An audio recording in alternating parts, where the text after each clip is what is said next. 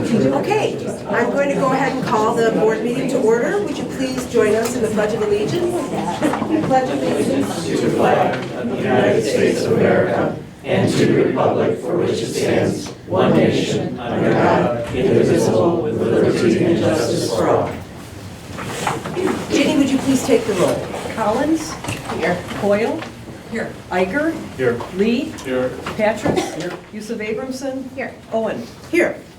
Okay, we're going to begin tonight, as we always enjoy doing, with 207's Best Awards for Fine Arts. And if you're ready, we're going to start with... You're ready? Okay. I'd like to invite Sarah up here to stand right next to Dr. Pressler, if that's okay. Thank you, Sarah. All right, Mamie's 207 Best for Fine Arts is not someone you're likely to see on stage. Instead, the many talents of Sada Faraj can be found behind the camera and in the editing room. Sada has a passion for film and videography that has taken advantage of many opportunities at Mamie's to channel these energies into a possible future career path. It was fun to hear Sada reflect on how she developed a love for the arts. She shared with me that, as a child, she was not that great at drawing, but she imagined storylines and characters and built creative stories in her mind. Once she was introduced to videography, she realized that she can, in fact, bring her stories to life. Sada had a unique background in that much of her elementary and middle school experience were through a hybrid homeschool program. She first tried out a broadcasting class in 8th grade at Gemini. She came to Maine East and was happy to discover that her love for film, creative writing, and editing could be used in a variety of classes and activities. Sada has been an active contributor to our weekly Blue Demon news station and an active member of Stage Crew. Sada's success in fine arts through multimedia production and stage crew led her to try other areas of fine arts as well, even taking 2 introductory art classes in her senior year. While we very much appreciate Sada's contributions to the fine arts community at Maine East, she was selected for her character as much as her talent. Sada is hardworking, extremely successful in the classroom, and a very dependable leader. Those who know Sada best were eager to comment on her success. Sada's broadcasting teacher, Phil Ash, who's here tonight, shared that during her time in fine arts, Sada has become an extraordinary visual storyteller and does exceptional work for both my classes and for Blue Demon News. Sada is exceptionally creative, works very hard to see her visions through, and moreover, she's a friendly, dependable student that I and so many of our colleagues have grown to depend on to see various fine arts projects through. Whether it's producing an important news segment for Blue Demon News or leading various stage crews through constructing sets for fall plays and musicals, Sada and her work is invaluable to our department. She's an exceptional video editor and cinematographer, and she's exploring these talents further by enrolling in photo this year. Sada is the best, and I couldn't be more proud of her and this achievement. Mr. Greg Lundberg was lucky to have Sada 2 years in a row for English. She's an extremely talented reader and writer, and she was always full of interesting, insightful, and other funny comments to add to our class discussions. I enjoyed reading Sada's writing too. Not only was it technically perfect, but there was plenty of personality in it as well. One of the things that really set Sada apart was that she often stayed after class to continue conversations we had started in class just for the fun of it. She's a real thinker, a young woman genuinely interested in ideas, especially the philosophical and ethical ideas that often come up in literature. Sada's counselor also had an incredible review of her success. Her time she's been involved in the Gifted Lyceum program, has maintained straight A's during her time at Maine East. She's also been a member of the National Honor Society and a member of the National Arts Honor Society since 9th grade. Sada is heavily involved in stage crew and broadcasting. Her greatest passions are theater and media production. She has several leadership positions in stage crew, such as assistant stage manager, props master, and is also the drama club historian this year. Due to her experience in broadcasting, Sada has received the Television Producer of the Year 2 years in a row. Mr. Roos, who's also here with us this evening, Sada's Lyceum director, shared that she's an incredibly hardworking, kind, and supportive student. I first met Sada online in my AP World History class, and although she later told me that my loudness sometimes startled her, conversations with her were a bright spot in a very difficult time. On our Lyceum service trip this summer, she was thoughtful in everything she did and everyone we engaged with. Similarly, in the fine arts, SADA is always dedicated to creating the best possible product. Whether stage managing a show, creating a video, or building a set, SADA strives to do the best that she can. Even more importantly, SADA works to support other students and help bring out the best in them. She truly understands that the arts are best when we work together to create something that we couldn't have alone. I'm looking forward to working with her the rest of this year and seeing the amazing things she'll do in the future. Ms. Eisenberg is a new addition to SADA's Fine Arts portfolio. She shared that I was absolutely thrilled to have her in not one, but 2 art classes this year. I became familiar with SADA through her impeccable design portfolio and her work in Mr. Ash's class. Both Mr. Ash and Ms. Hannah would talk about SADA's creative drive and strong work ethic, so when I saw her name on my rosters, I was beyond myself. SADA has proven to be a skilled artist in design, observational drawing, and darkroom photography. Her assignments go above and beyond the class expectations, and I believe she has become a motivator and a role model to the younger students in both Art 1 and Photo 1. While SADA is the perfect, humble, and dedicated student, I see her becoming a serious force out there in the creative field when she graduates. She's nothing short of a leader, industry pioneer, and remarkable talent. When I had a chance to ask SADA what advice she'd give to future student leaders, she paused and reflected on social media.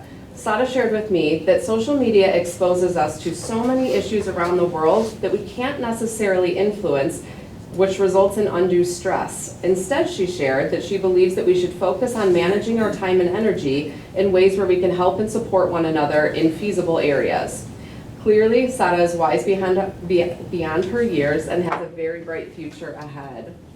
Thank you. Congratulations, SADA. Thank you so much.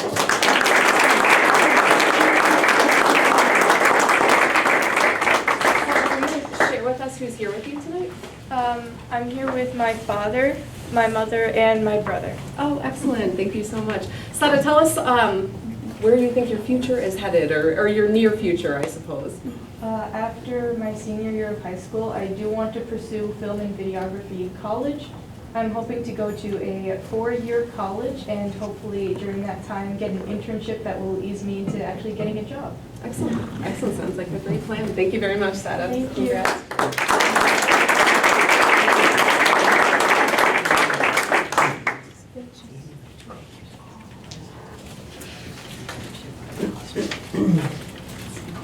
Okay. Next up is Dr. Pressler from Maine South. Hi, everybody. I am very pleased to introduce and ask Tyler DeMott to come join me up here by the table.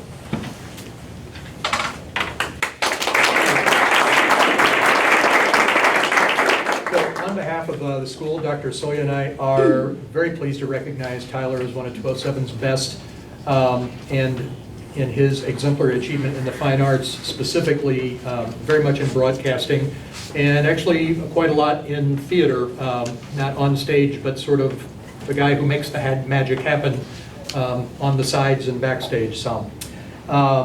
He has taken tremendous opportunity, I think, of advantages, not only in the sorts of things that we provide in District 207 of Maine South, but as you'll learn in just the next few minutes, he's really gone after opportunities to immerse himself in broadcasting, which I think has helped him understand, feel good about what he's achieved, but also realize there's so much more to do, because I am struck by the little bit that I've had a chance to talk to him, what I've had a chance to read about him, and as I've had a chance to just watch him work.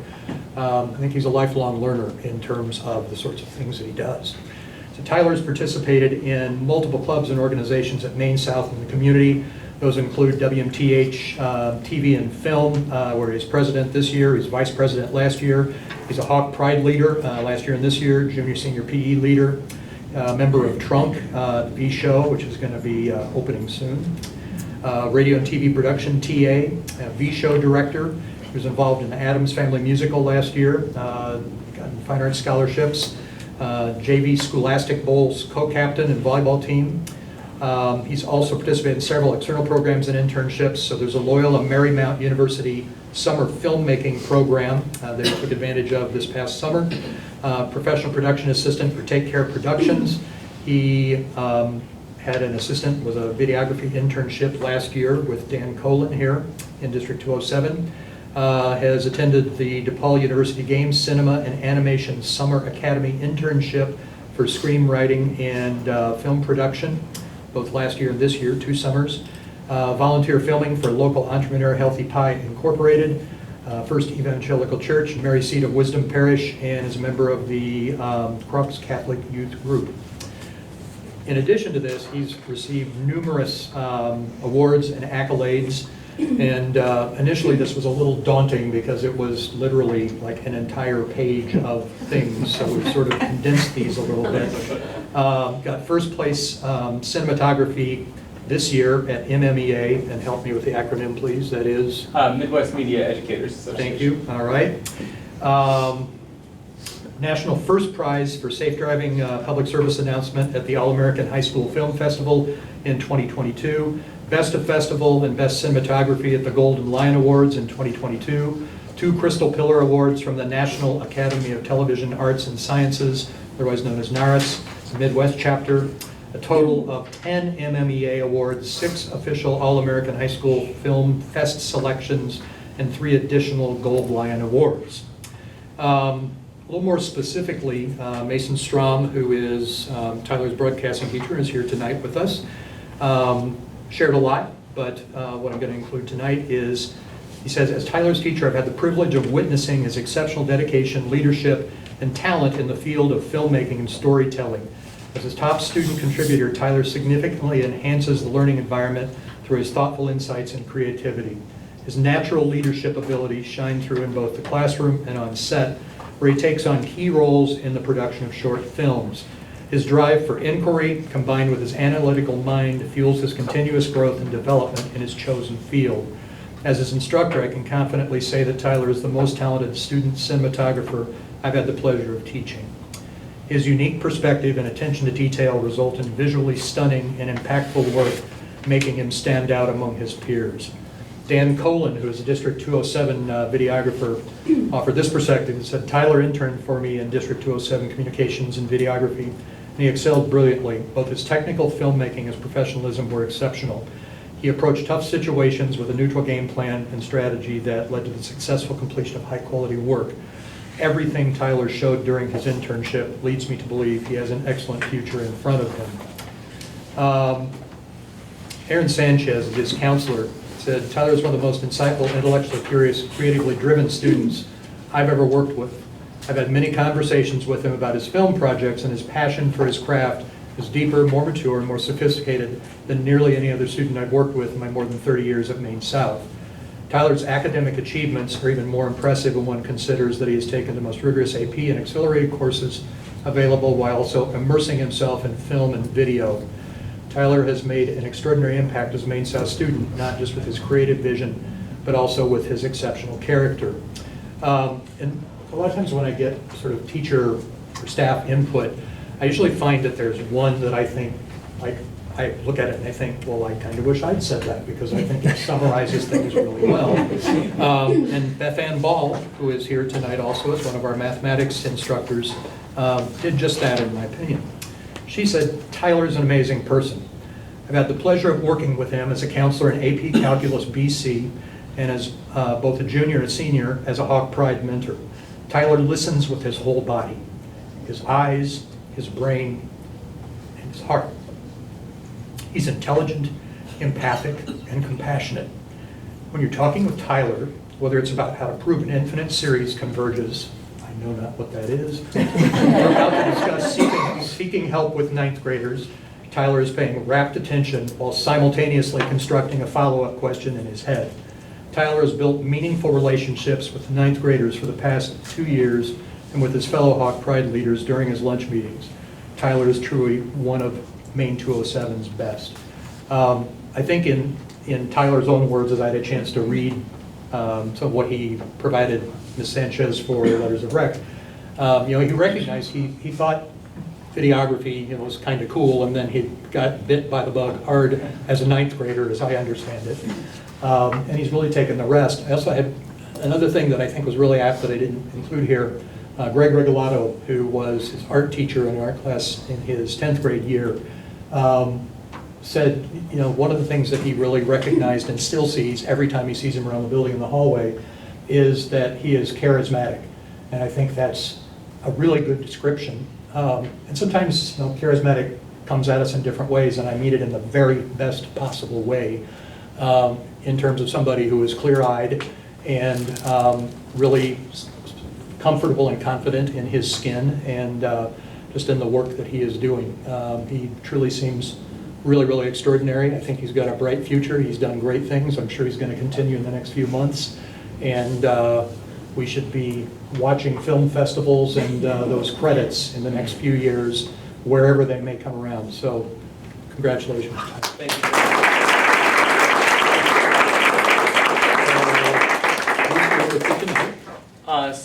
A number of teachers that you just pointed out, and then my mom and dad. Okay. I think Dr. Keefe is here also. Yes, Dr. Cool. Keith as well. And what are your plans next year?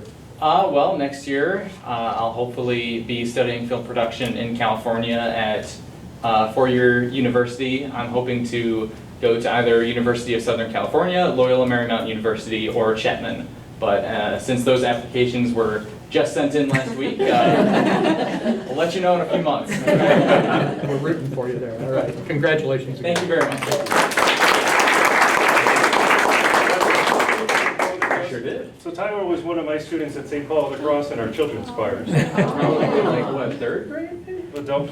Yeah, but congratulations. Thank you very much. Thank you very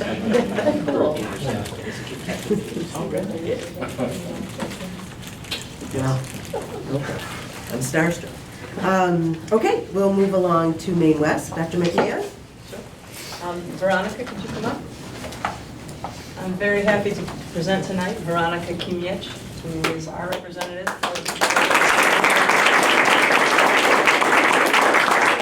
So artists and art educators are adamant that studying the arts enhances both academic and life achievement and satisfaction. And Veronica provides a brilliant example of this truth.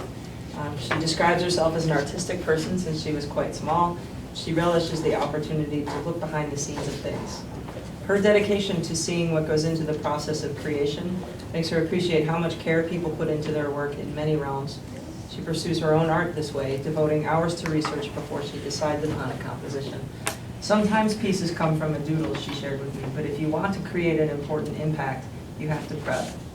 Veronica's impact on both the art program and Maine West as a whole are why we are honoring her tonight as 207's Best for Fine Arts. Veronica specializes mainly in acrylics, though she has branched out into some digital compositions recently. She's especially interested in traditions in Old Slavic culture, specifically of the effigies of Marjana, the goddess of death and winter. Straws and twigs are dressed in rags and either set on fire or drowned in a river. In some parts of rural Poland, the fusion of pagan and Catholic iconography is quite robust, and Veronica loves this aspect of her culture, incorporating her work with old beasts and mythological figures like Marjana. She credits her early inspiration as an artist to her mother, who got in trouble once for drawing on the wall a bunny rabbit boy on the wall with a Sharpie. And Veronica remembers the figures she drew and said whether she realizes it or not, that was my inspiration. She finds opportunities to watch people putting their best selves out there, loving what they do. And she values that her study of art has given her the opportunity to see the hard work that's hidden behind what the average student sees. And this is why art is essential. It's not just an extra. Art teaches you to see the hours people spend on things that others pass by in just a few minutes. Art is not an extra. Art fills people's lives. What would we do to find joy in life without art, she asked. Life would just be work. So we honor Veronica tonight for helping us to find joy at work, for bringing her culture to life in her work, and for reminding us all that the creation of beauty is a painstaking act of love. One teacher who recognized Veronica for what she shared from her artistic studies and anthropology class is Ms. Murray. Veronica stepped into our anthropology class with generous amounts of intellectual curiosity, communal kindness, and a wry smile that lit her face as she made connections to the myriad topics we covered. One of these connections from a discussion on culture was to suggest her teacher read The Secret Lives of Color, a fascinating book exploring the meaning to us humans of 75 unique shades from Ferrari red to Cleopatra's favorite purple. This is emblematic of Veronica's love of art applied to all aspects of her life, from her anthropology journal to her beautifully composed projects. Veronica always found ways to incorporate her creativity and compose masterpieces well beyond the art classroom. Art is a gift Veronica has clearly embraced fully and joyfully passed on to all of us lucky to have spent time with her.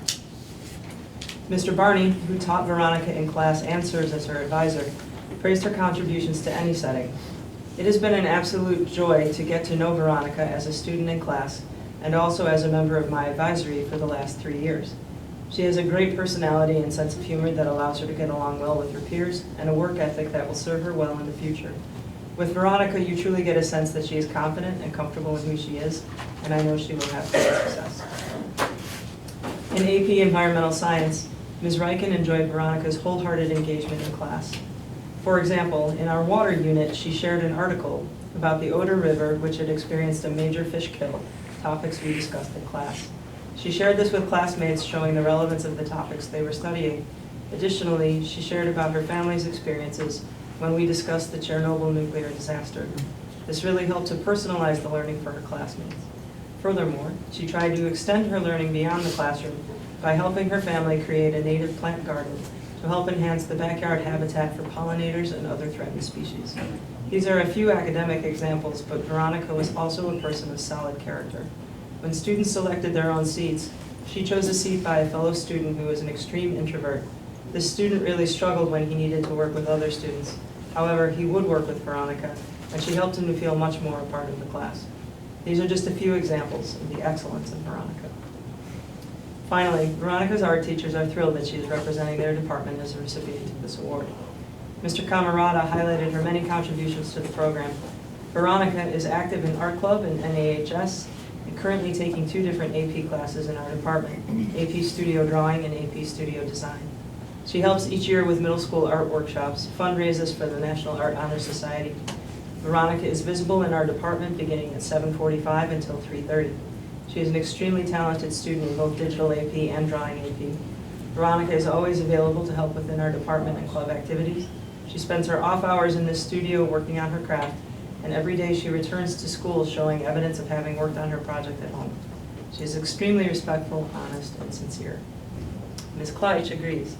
Veronica has been a constant presence in our art classrooms over the years. I've had Veronica in many art classes, and she is now in my AP Design course. Her technical abilities have set her apart as an advanced student from the start, and she has created some of the most beautiful work over the years. Her involvement in NAHS and volunteering time to our middle school workshops is a tremendous help, as well as her representation of Maine West at this year's Illinois High School Art Educators Art Throwdown. Thank you, Veronica, for all that you've seen and done behind the scenes and on the canvas to enhance the lives of staff and students at Maine West.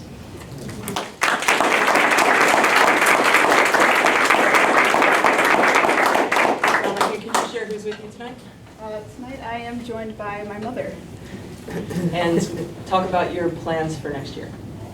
I'm hoping to get into a 4-year art college. My top choice is Columbus College of Art and Design in Ohio.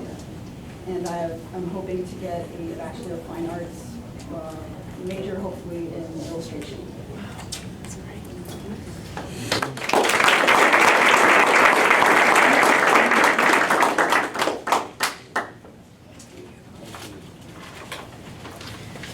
Wonderful. It's really amazing, all the creativity and so much composure. And we really look forward to seeing what you do. Congratulations to our students and their parents. And thank you to their teachers for being here and supporting them and also writing these great summaries of them. It's really wonderful. You really feel like you get to know them. At this point in the meeting, this is your chance to go and have a photo with your principal. You're free to join the meeting again if you'd like, but don't feel you need to. So thank you again.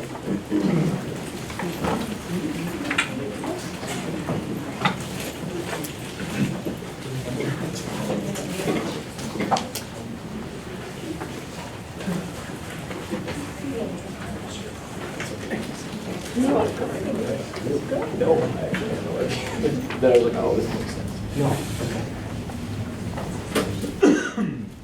Ken, do you want to give us your update? A couple of things. First of all, I want to welcome Dr. Jofio Karas here with us tonight. She's standing in for Dr. Messmer. And we're going to put her on the spot. She's going to make her work tonight. So she, we'll probably never see her again. She'll never come back. But we're very happy to have you here tonight. And thank you for joining us. Second thing, important thing, November 15th is School Board Appreciation Day. And on behalf of the administrative team that gets to work with this wonderful board and the citizens that are served by this wonderful board, I just want to take a minute to publicly acknowledge our Board of Education. We've been really, really blessed here in District 207 for many, many years to have stable, competent, public service-oriented adults on this board. And not for nothing, that may go unnoticed by some, but it never should. It's a often thankless job. No one really wants to talk to board members unless there's something that they want to complain about. And that is a range of topics on any given day. But what you do has always been incredibly important. What you do right now, in this moment, in this country, may be among the most important things that anyone in any community can do. So on behalf of our team and the community, thank you guys very, very much for serving on this board. And we do have a small token of appreciation for you. But for those in the audience, let's give these guys a nice hand.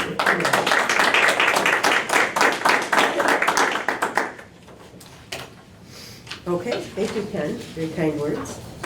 Are there any updates from board members? Nothing? I do just want to mention that we are going to be having later on the agenda, right before close, we will be having a presentation of the superintendent profile by our search firm consultants. So just letting people know that. Okay, we're going to move into our committee updates. We'll start with the policy committee. Jim? Thank you.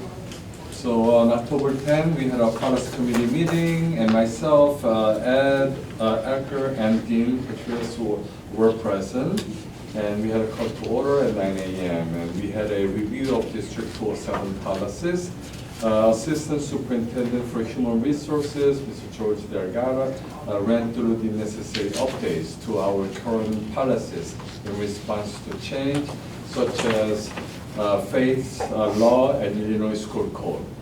The following policies will go for a first reading at today's board meeting and adoption and approval at the December 4 this year board meeting. So we had about 10 items. Number one, 641 summer curriculum projects was deleted. And then 2, section 110, qualification, term, duties, and board officers were no updates. We have 3, 5-120, employment ethics, code of professional conducts and conflicts of interest is a new one. And then item 4, 4-60, purchase and contracts is an update. Number 5, 5-30, hiring process and criteria is an update. And item 6, 5-90, abuse and neglected child reporting is an update. And 7, 5-150, personal records is an update. And then 8, 5-260, student teachers, an update. And 9, 3-30, chain of command and succession of authority, name changes and update. And then last one, 3-70, superintendent, name change and update. So there were the review of our district policies, and there were no further business to come. So we have adjourned the committee meeting at 10:04. Thank you, Jen. And that will be up for first reading tonight. If you have any questions, please reach out to George. They won't be made final. We won't be voting on them finally until December 4th. Thank you, Jen.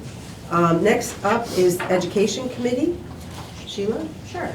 So the Education Committee met on October 10th, 2023. Committee members present were Board Member Collins, Board Member Eicher, and myself. We called the meeting to order at 10:04 a.m. There were no public comments. During this time, we actually spoke about the multilingual programming plan. Assistant Superintendent for Curriculum and Innovation, Dr. Sean Mesmer, introduced our new Director of Multilingual Learning, Mr. Ernesto Saldivar. Mr. Saldivar went on to present the district action plan for improving multilingual programming per the findings in the most recent ISB program audit, which found deficiencies in several areas of the district's programming. Missing requirements are the following: courses in both English and native language in all core academic areas for students for whom the district has 20 or more speakers in one school, and a succession of newcomer developing and bridging courses for all MLs that model the core curriculum in regular education.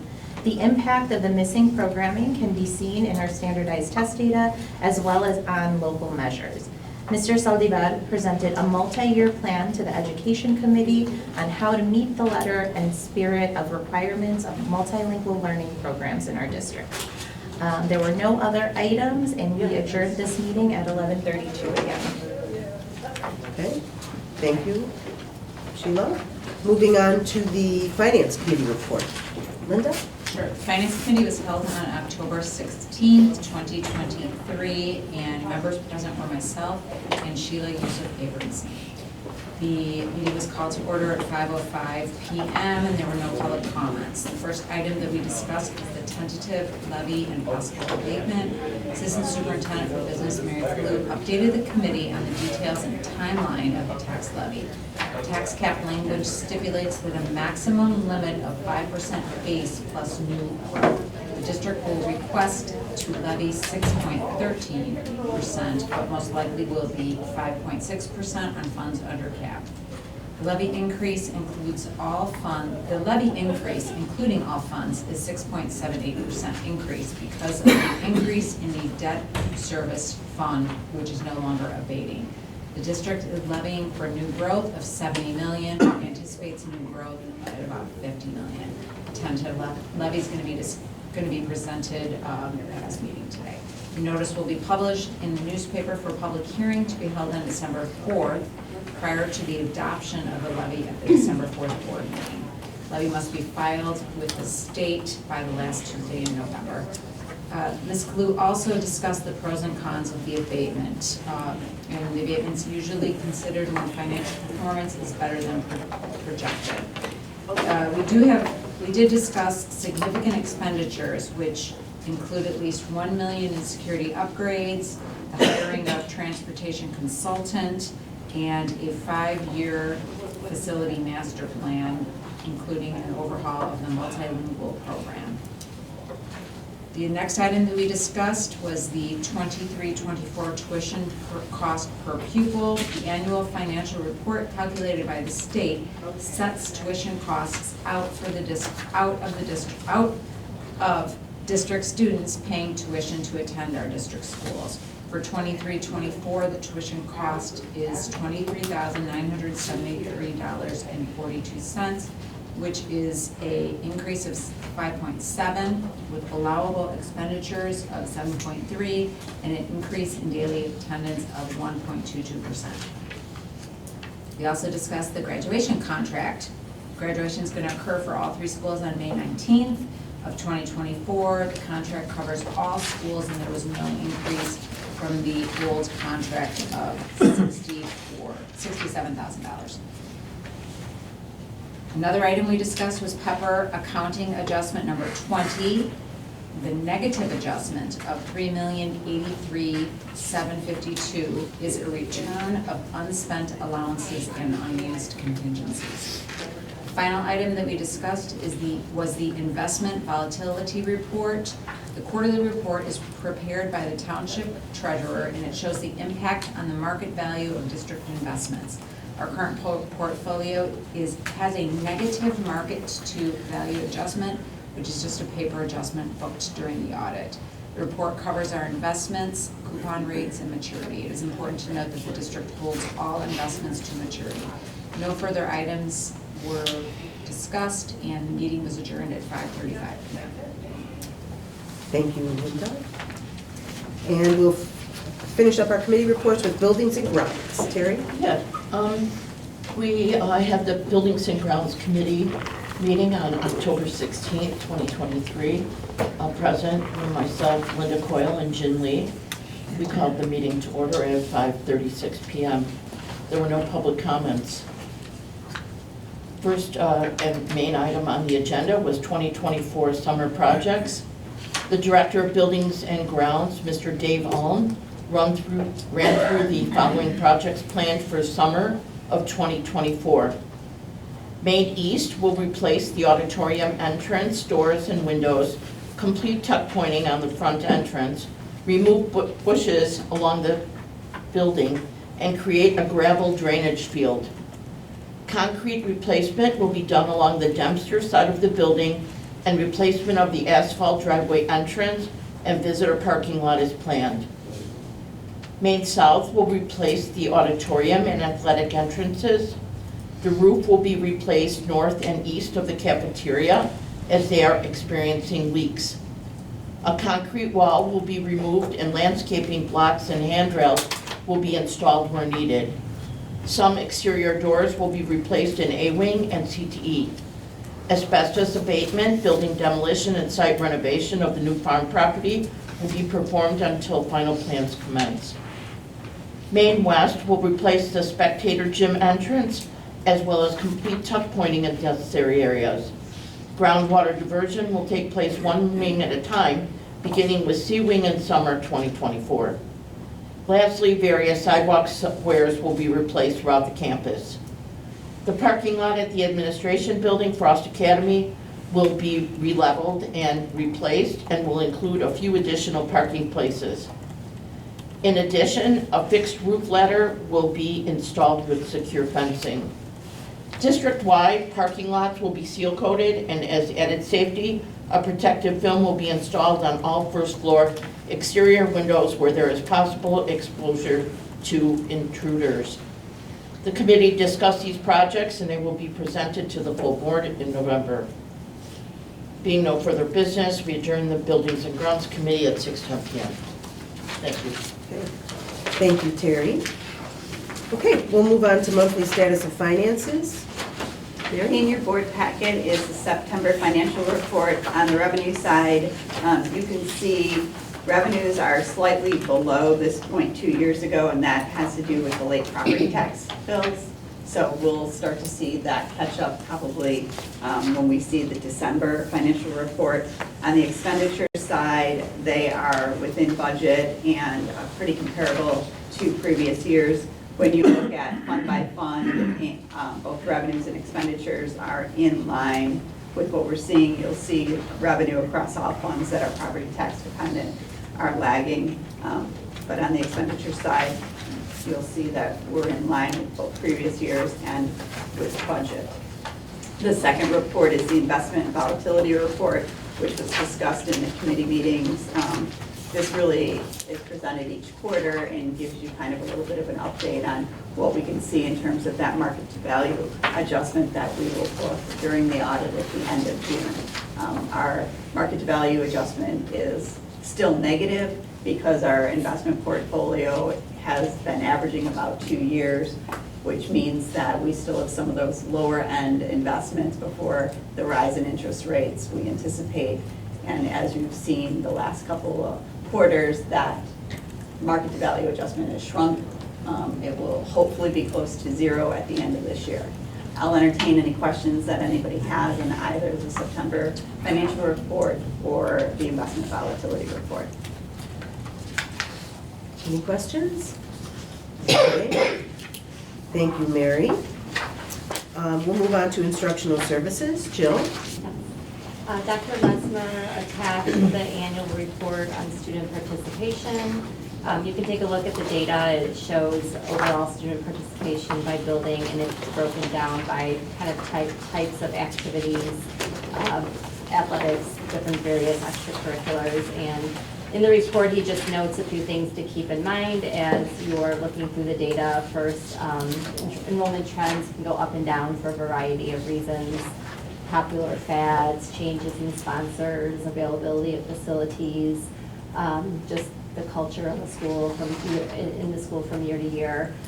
Also, it's important, he noted that the there's competing demands on our students' time, and so sometimes that impacts whether a student can be involved in an activity or sport from year to year, things like work, family commitments, volunteer activities outside of the school.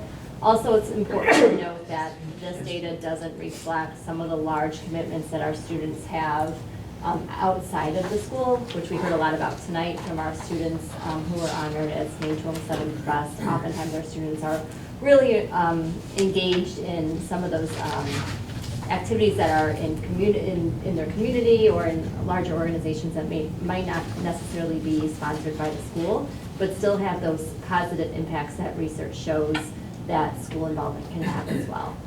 And I think those were the main highlights of what Dr. Mesmer hoped that I would share this evening. I'm happy to answer any questions. What are the numbers related to school versus year mean? So the first 3 columns versus the second 3? Those first 3 columns are the numbers for this year. And then they should total to 22, 23, although I'm not doing the math in my head really quickly. And then I think you just see the total numbers for 21, 22, and 2021. They're just not broken down by school for those 2 years. So for instance, the third column, 2022, 2023 would be the total of all 3 schools? Yes, I Okay. believe that, yes. So I got a question, and I don't know if it should be directed at Wes's principal or you, but, so, you know, intramurals, West is just kicking it.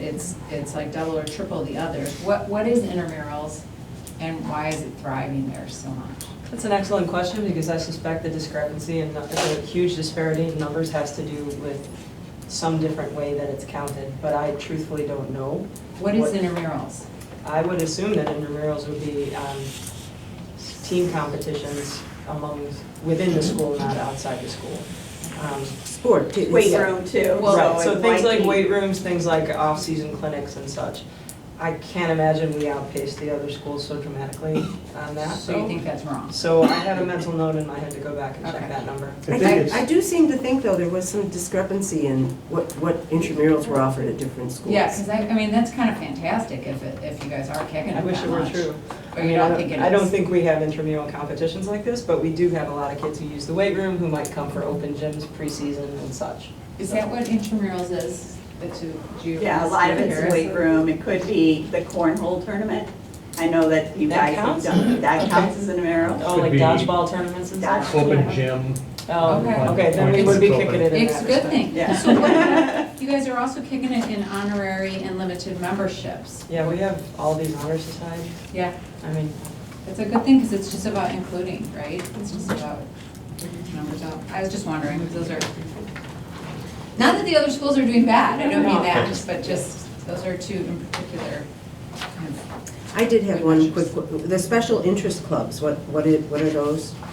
Just, is that like the catch-all for everything else? Yeah. The things, the clubs that we see come to us sometimes that we find so interesting? Yeah. The T they might club. also be identity-based clubs though. Right, or exactly, culture-based right, clubs as well. right, but catches everything that's not listed Well, I there. think the other thing, and what this has changed too, this, for many, many years, this has been self-reported by students. So it's not like we know there are this many people who are sort of a member of a club or organization. It's a survey instrument, I believe. So, you know, sometimes that varies a little bit based on what the student's seeing and what the completion rate is. Also, I have a quick question. It's quite impressive that our district provide many different programs and services related to athletics, clubs, and activities, and so on. And when we used to go to high school, compared to the numbers of this participation, is far different, huge increases and so on. How is it compared to our local neighborhood schools per se? And also, is it our students are really happy with what we currently have?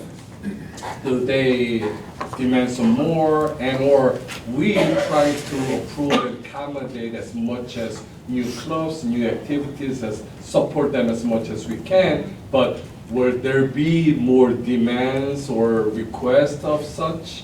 I think if you talked with our associate principals for student experiences, they would tell you that they're always talking to the students about what their interests are and how we can meet their needs.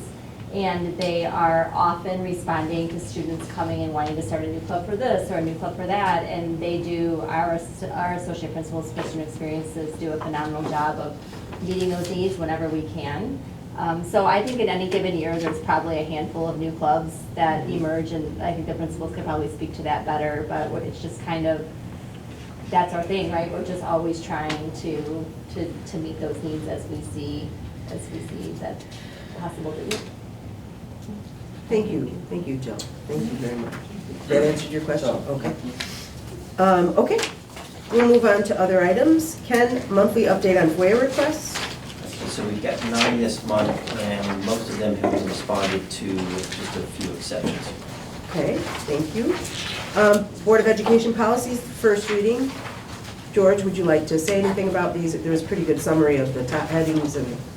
Yeah, I mean, it's been in the Friday notes. I can answer any questions. I think the one thing I'd highlight is, we did kind of an analysis, the FAPES law is required to conduct an employment history review, and that's in addition to the background checks that we do state and federal, National Sexual Offender Public Site, Illinois State Police, FAPES law. So I think you see that theme in all the policies of employment history review and protecting kids. And Aaron's law. Aaron's law and the ethics law with responsibilities for employers. Right, so a lot of updates to the policies to cover that, those changes in the law.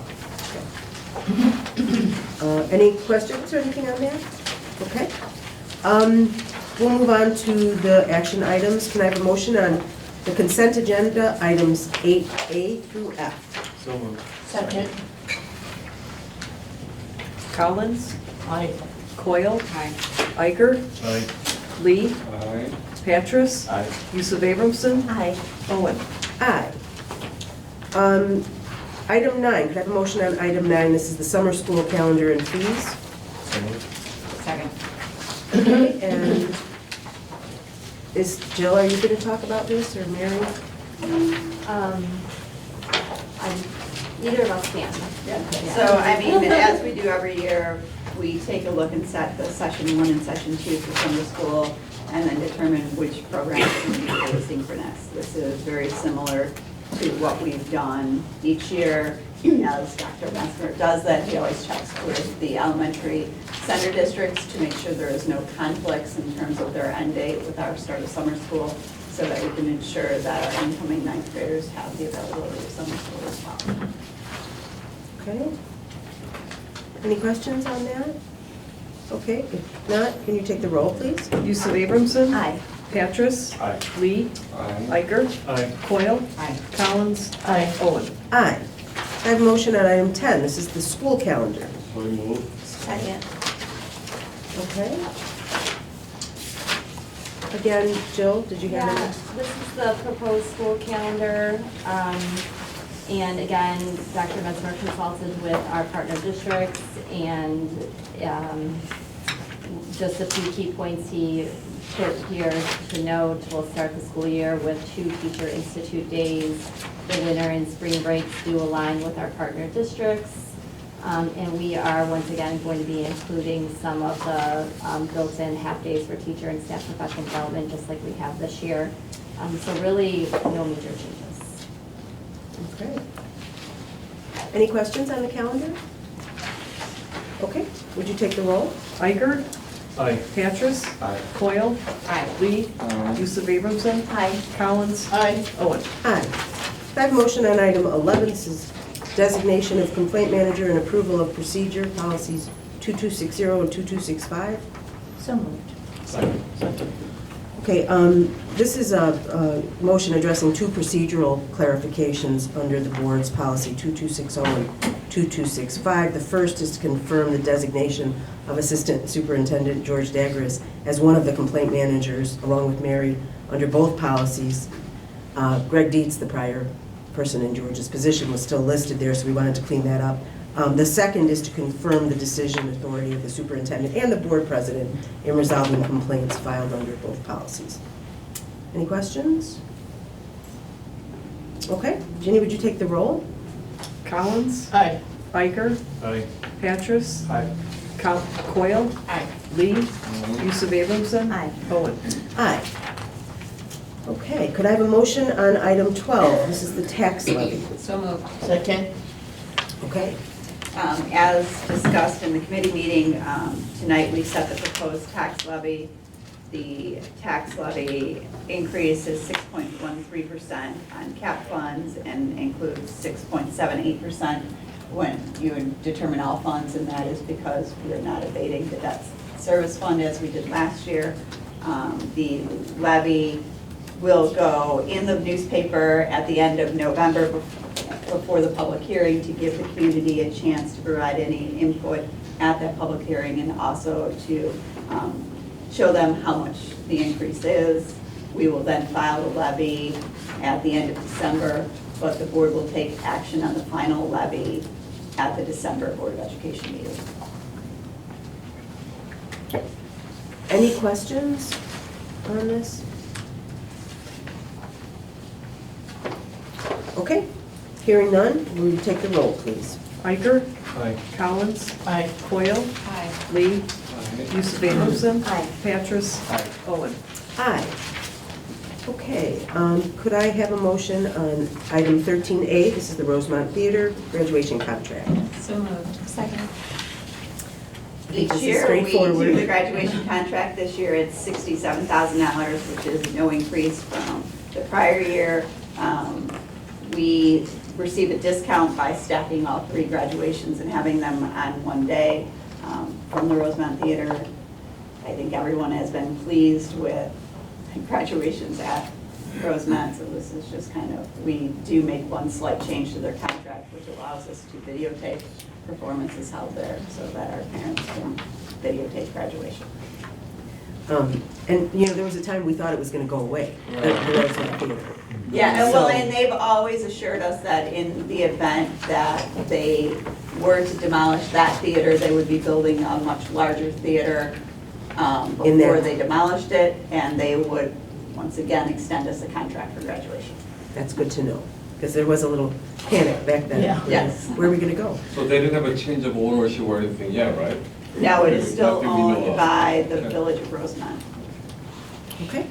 Any questions on that? All right, Ginny, would you take a roll on 13A?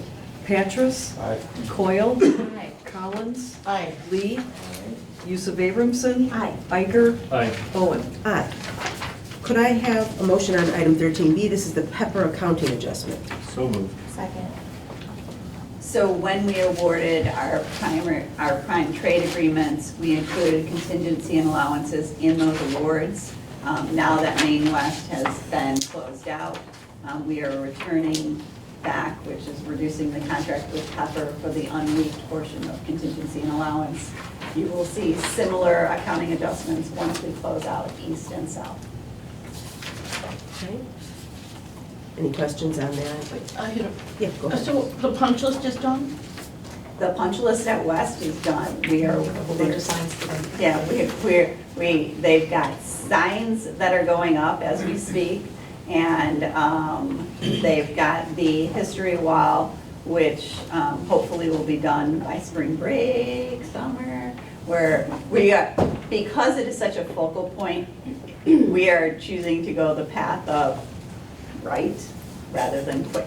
So those are the only 2 really remaining items. I think they have, you know, we've been for the last year kind of harping on our buildings folks too, if they believe something should be on the punch list, to add it to the punch list. Pepper has been great, even if an item wasn't on the punch list and we find it, of making sure it gets addressed.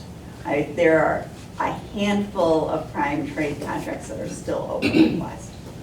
I was just wondering because we want to give them the money back, or get the Well, money this back. is the if it's not- contingency and allowances. So Okay. we know that for those, there's no additional work that Okay. is going to be chargeable against that project. Okay, thank you. Do we see east and south coming in under budget as well? Yes, When we also- do. Great. Okay. Any other questions on that?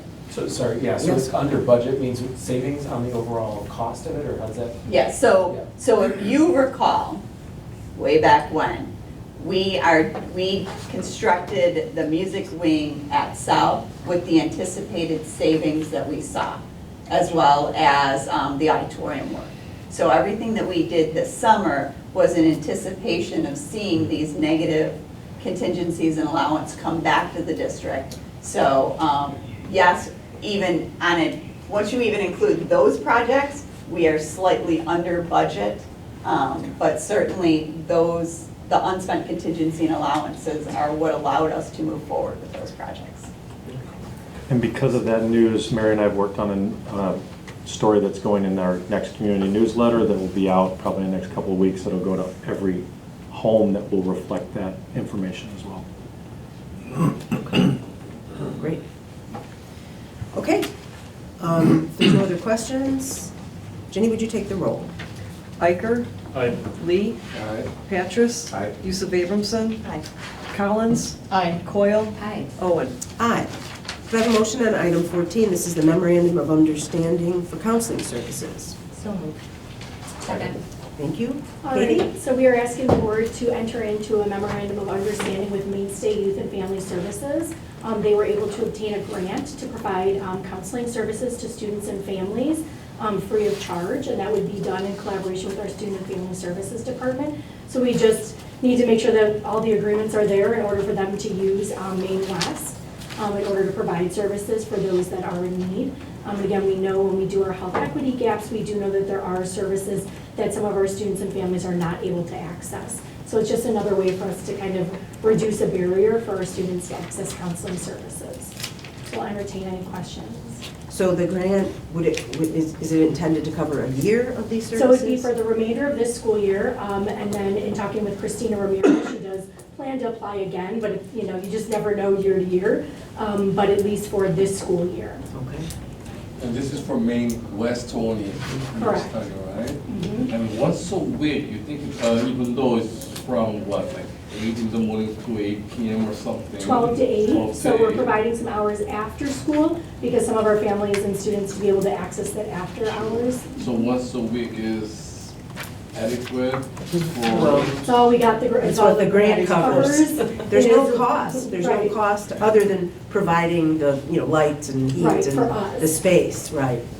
But there's no cost to the students and families. So yes, ideally it'd be great if there were, a lot of services and supports out there, but the grant only covers one person to be able to do that. But this is not our first time though, right? No, I think this is. I mean, we haven't had anything in recent years through Mainstay Okay, because in our building. My question is, from our community district, especially Maine West area per se, where the students have enough number of students who are in need of this particular services?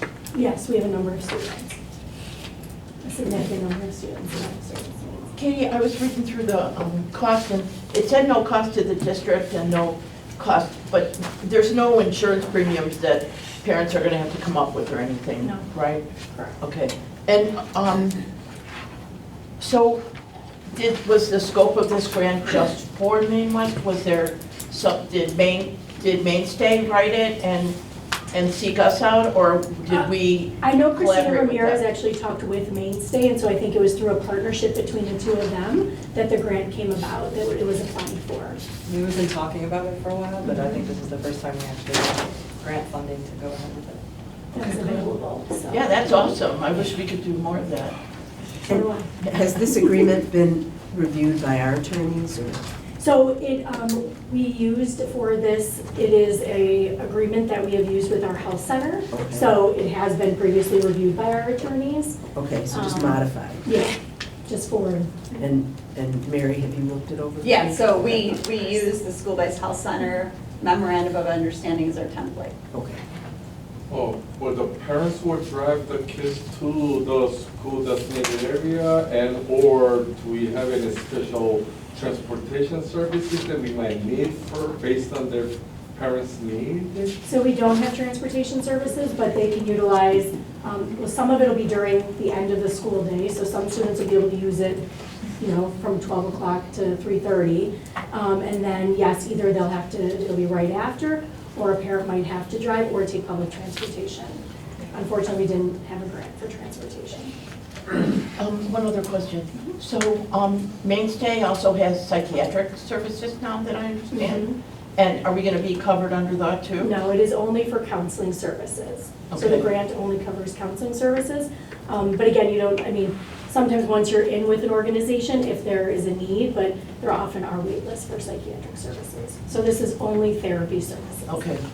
And that is outlined in the MOU, that it is counseling, individual, group, or family counseling.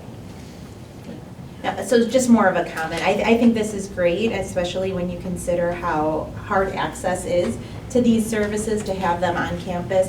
And, you know, I think I would be, and, you know, I'm sure everyone else would be interested to know, like, what the utilization is like. Because even if we applied for another year, like, if this is something that was used and, you know, everyone benefits from, I would like to find a way to continue to do it if we're able to. Yeah, we will track, you know, just the use of it, because obviously that's important. If nobody uses it, then we have to figure out why it's not being used. Right. I don't foresee that being the issue, but again, you never know. Sure. And then if it is, yes, I mean, Christina and I have already talked, I'm sure Christina's spoken with Eileen. That is the hope to again apply. You just don't always know if there's grant funds available. But lately there have been, so we try to take that. What classroom or spaces we are going to use? Do we designate it already? We haven't, and we wouldn't use classroom space probably because it would be individual or small group counseling at most. So probably some of the spaces we have in the student and family services suite. You know, we're talking about everything from there to the health center to family center, all, you know, just kind of depends. We have lots of But we have options. ideas and there are. We have lots of nice space. Yeah. Okay. Is there, just one other, Yeah. is there demand at the other schools, or how come just Maine West for this? Again, because of the partnership and Mainstay had the available services, and Christina worked with them to apply for it. There is need for mental health in, Yeah. all buildings. So there is need everywhere. Just takes the effort to do it. Well, and it's the availability of service and where they're able to provide. We So- have added services at the Schoolways Health Center as well. We see our access, the biggest barrier to access is at east and at west. Sense. Great. Well, a lot of interest in this, so thank you. So great that we're excited about it. Okay, if there's no other questions, would you take the roll, please, Judy? Yusuf Abramson. Coyle. Patras. Collins. Lee. Iker. Owen. Aye. Could I have a motion on item 15, approval of the tuition cost per pupil? So moved. Each year as part of the FR, there is a formula that sets the per capita tuition cost. This year's tuition cost is being set at $23,973.42. It's an increase of 5.7%. The allowable expenditures went up 4.3%, but we also had an increase in the daily attendance that used in that calculator. So that's how that formula. We currently have no students for which we would charge this tuition, but should the board approve an out-of-district tuition student, this is the tuition that they would be charged. Okay. Any questions on that? All right. Hearing none, would you take the roll? Iker. Lee. Coyle. Patras. Yusuf Abramson. Collins. Owen. Aye. Can I have a motion on item 16, textbook adoptions? So moved. Second. Jill, you're busy tonight. These Really? are textbook adoptions. I believe it's the second reading. They've gone through the entire internal suggestion and review process with teachers, department chairs, district level administrators. I believe they're all English recommendations at this point from the English department. It's common for our English teachers to review and update selections based on their curriculum and student learning and interest. So putting these forth for approval this evening. Okay. Jill, went on about possibly, will we be able to bring this in different subjects, of course? Possibly world history may be coming up soon. Will there be other suggestions for other courses possibly for textbook adoptions? I believe there could be some based on where we're at with curriculum When revision. you guys but- make this decision and bring it up to our board, depends on the given time. Right. If I'm especially interested in world history, when time comes. Sure, If absolutely. you can let me know at least a few months in advance when it's course. possible. Yeah. we'll appreciate Absolutely, that. I'll make a note of that. Thank you. Okay. Any questions on these proposed textbook editions? They're not textbooks, they're novels, aren't they? It's just alternative. Yeah, right, I'm just saying. Any other questions? Okay, hearing none, could you call the roll, Jenny? Collins. Aye. Coyle. Aye. Iker. Aye. Lee. Petrus. Aye. Yusuf Abramson. Aye. Owen. Aye, could I have a motion on item 17, new course proposal, AP African American Studies? So moved. Second. Jill? Again, we're putting forth a proposal to approve the AP African American Studies course for adoption. As you probably know, the College Board recently implemented this course. We believe it presents a great opportunity for us to offer yet another college level experience for our students, another way for students to earn college credit before they even leave our four walls, and also contributes to our goals around culturally responsive curriculum. So happy to answer any questions about it, but we're really excited about the opportunity to implement this course in the district. I just say, I think it's really great that we're doing this in light of the fact that we have states actively banning courses like this. Thank you. Also, since the college board is going to be implementing this particular specific subject per se, did they also drop us, say, XYZ particular textbooks or whatever, or do Yeah. we got to choose, or? Kind of, yes. They definitely have the curriculum, the course outline, and the themes and the assessments that we're preparing students for at the end of the day, and they have some recommended texts. So, yeah, we follow, in all of our AP courses, we follow pretty strictly what College Board recommends. And then also College Board, when they recommend, is this for like, say, all of the state, this high school districts per se too, almost same time? Nationally, the course was rolled out. It was piloted, I believe, 2 years ago, and then it's being offered this year across the nation, and like I said, we hope to start operating it here. So I think other neighborhood We'll see districts? many schools in the area with this Eventually. course, yeah. And as early as next year, I would imagine we'll see schools and districts nearby with this course starting to be approved and implemented. And it's all mandatory too, right? No, nothing's mandatory. It's, it's an elected course. Yeah, and I think this is college course either 71 or 72 for us. And we're, I think, a couple of dual credit courses ahead of AP right now. Okay.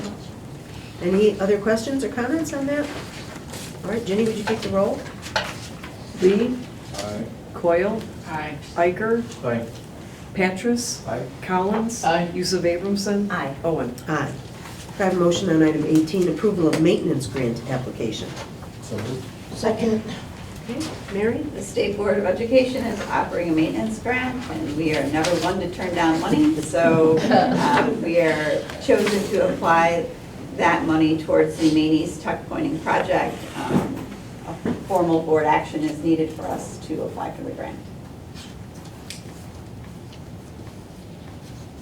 I guess there's no magic to why you picked one project or another. There is no magic. We were like, big number greater than 50,000. Yeah, this is a lot bigger than that. I thought it was a typo at first, yeah. Okay, any questions on this? All right, Ginny? Lee. Aye. Collins. Aye. Iker. Aye. Yusuf Abramson. Aye. Coyle. Petrus. Aye. Owen. Aye. I have a motion on item 19, this is the summer projects. So moved. Second.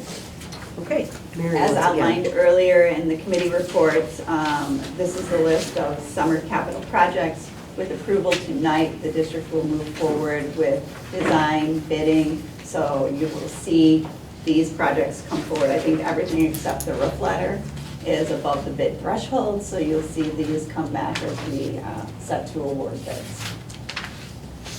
I do appreciate that you include pictures, which shows us why Yeah, this work is needed, you know. Picture is worth many, many words. Any questions on the summer projects, or? Okay, hearing none. Ginny? Yusuf Abramson. Aye. Lee. Aye. Petrus. Aye. Coyle. Aye. Collins. Aye. Iker. Aye. Owen. Aye. Okay, we have a number of calendar items. I think the board members are familiar with all of them. There's nothing else. November 27th is on there twice. I'm assuming the first one is a typo?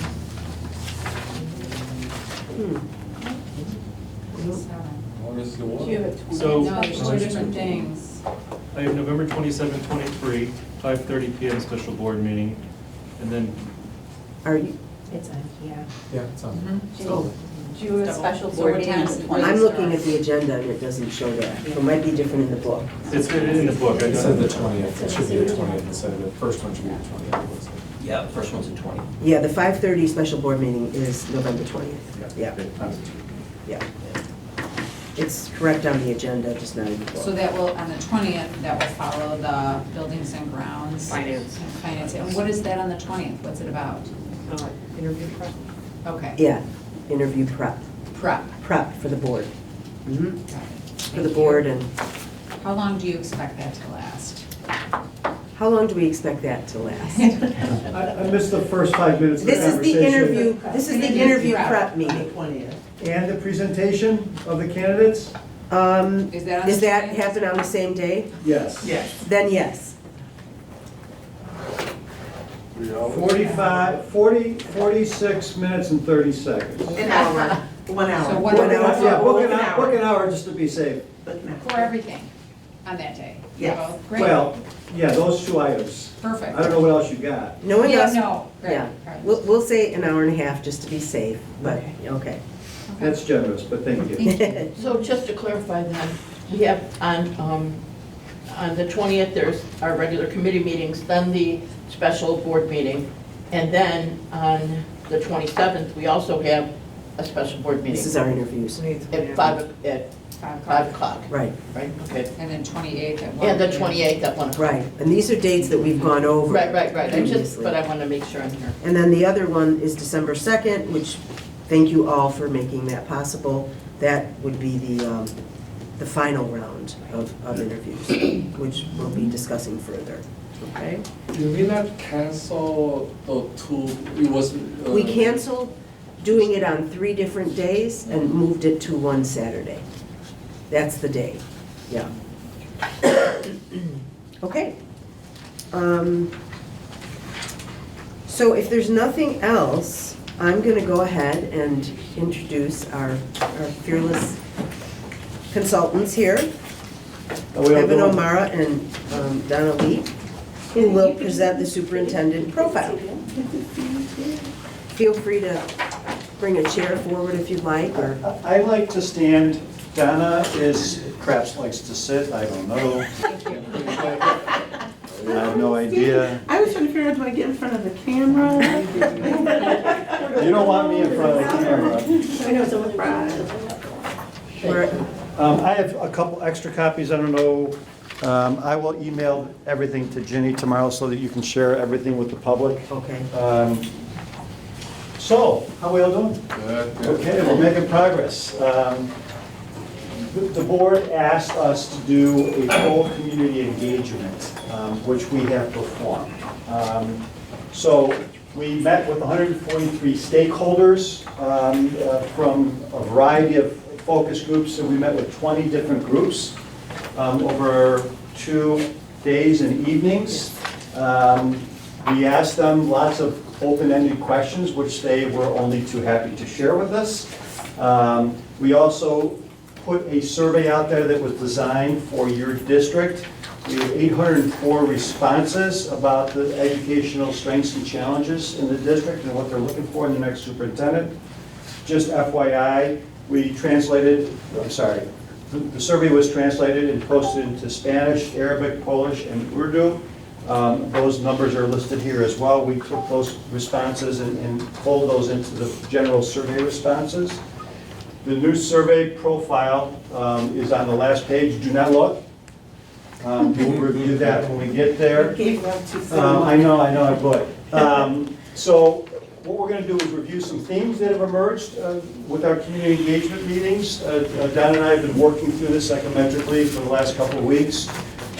We also blended the survey results into that to create the profile. And the profile, again, is just to remind you, is the lens by which we will screen and vet and recommend candidates to the Board of Education. No one's going to hit every box. That just is not going to happen. But different people have different strengths and different backgrounds and different personalities and leadership skills and so forth. That is listed on the last page of this report. Don't look. So she's going to kind of go over some themes. I will go over some survey results. We'll present the profile. We recommend boards use these data to support the hiring process, certainly, but also to set goals for the new superintendent, to get insights into what the community feels is going on here from the outsider's perspective, to perhaps use this in a retreat basis to work with your new superintendent to set an agenda moving forward, either a short-term or long-term or both for the agenda for the superintendent to work with. It's good data. We're not going to review every single piece of data. That's not the purpose of tonight. It's a presentation and an overview, but I encourage you to read through this very, very carefully. There's some really good data in here and some good responses by your community, and we met with a lot of great stakeholders. My favorite were the students. That's my own personal bias. I'm going to turn over to Donna, who will review the themes on an overview basis. We're not going to list this one by one and read this through. You can do that yourself.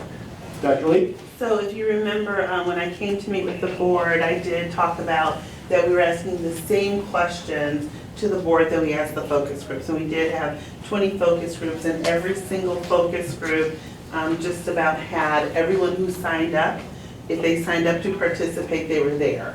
And in some cases, I think I had one student focus group that we had an extra student, that was fine. And we also had an extra parent, and that was fine. So it speaks volumes to the care and concern that your district has in terms of the selection of your new superintendent. So if you remember, the very first question I asked you all was about the bragging points. So tell me what's great about Maine Township District 207. And so some of the consistencies that we found across the board in terms, and I'm not going to read all this, you can read this at your leisure, but just some of the things that really came through in just the copious notes that I have. Personnel, there is a belief, no matter whether it's a parent, staff member, student, that your staff, that they are dedicated, they're supportive, they're passionate. The longevity in the district, when people come here, they stay here. In terms of your student achievement, the fact that there's a long history of achievement academically, athletically, competitively, that readiness for college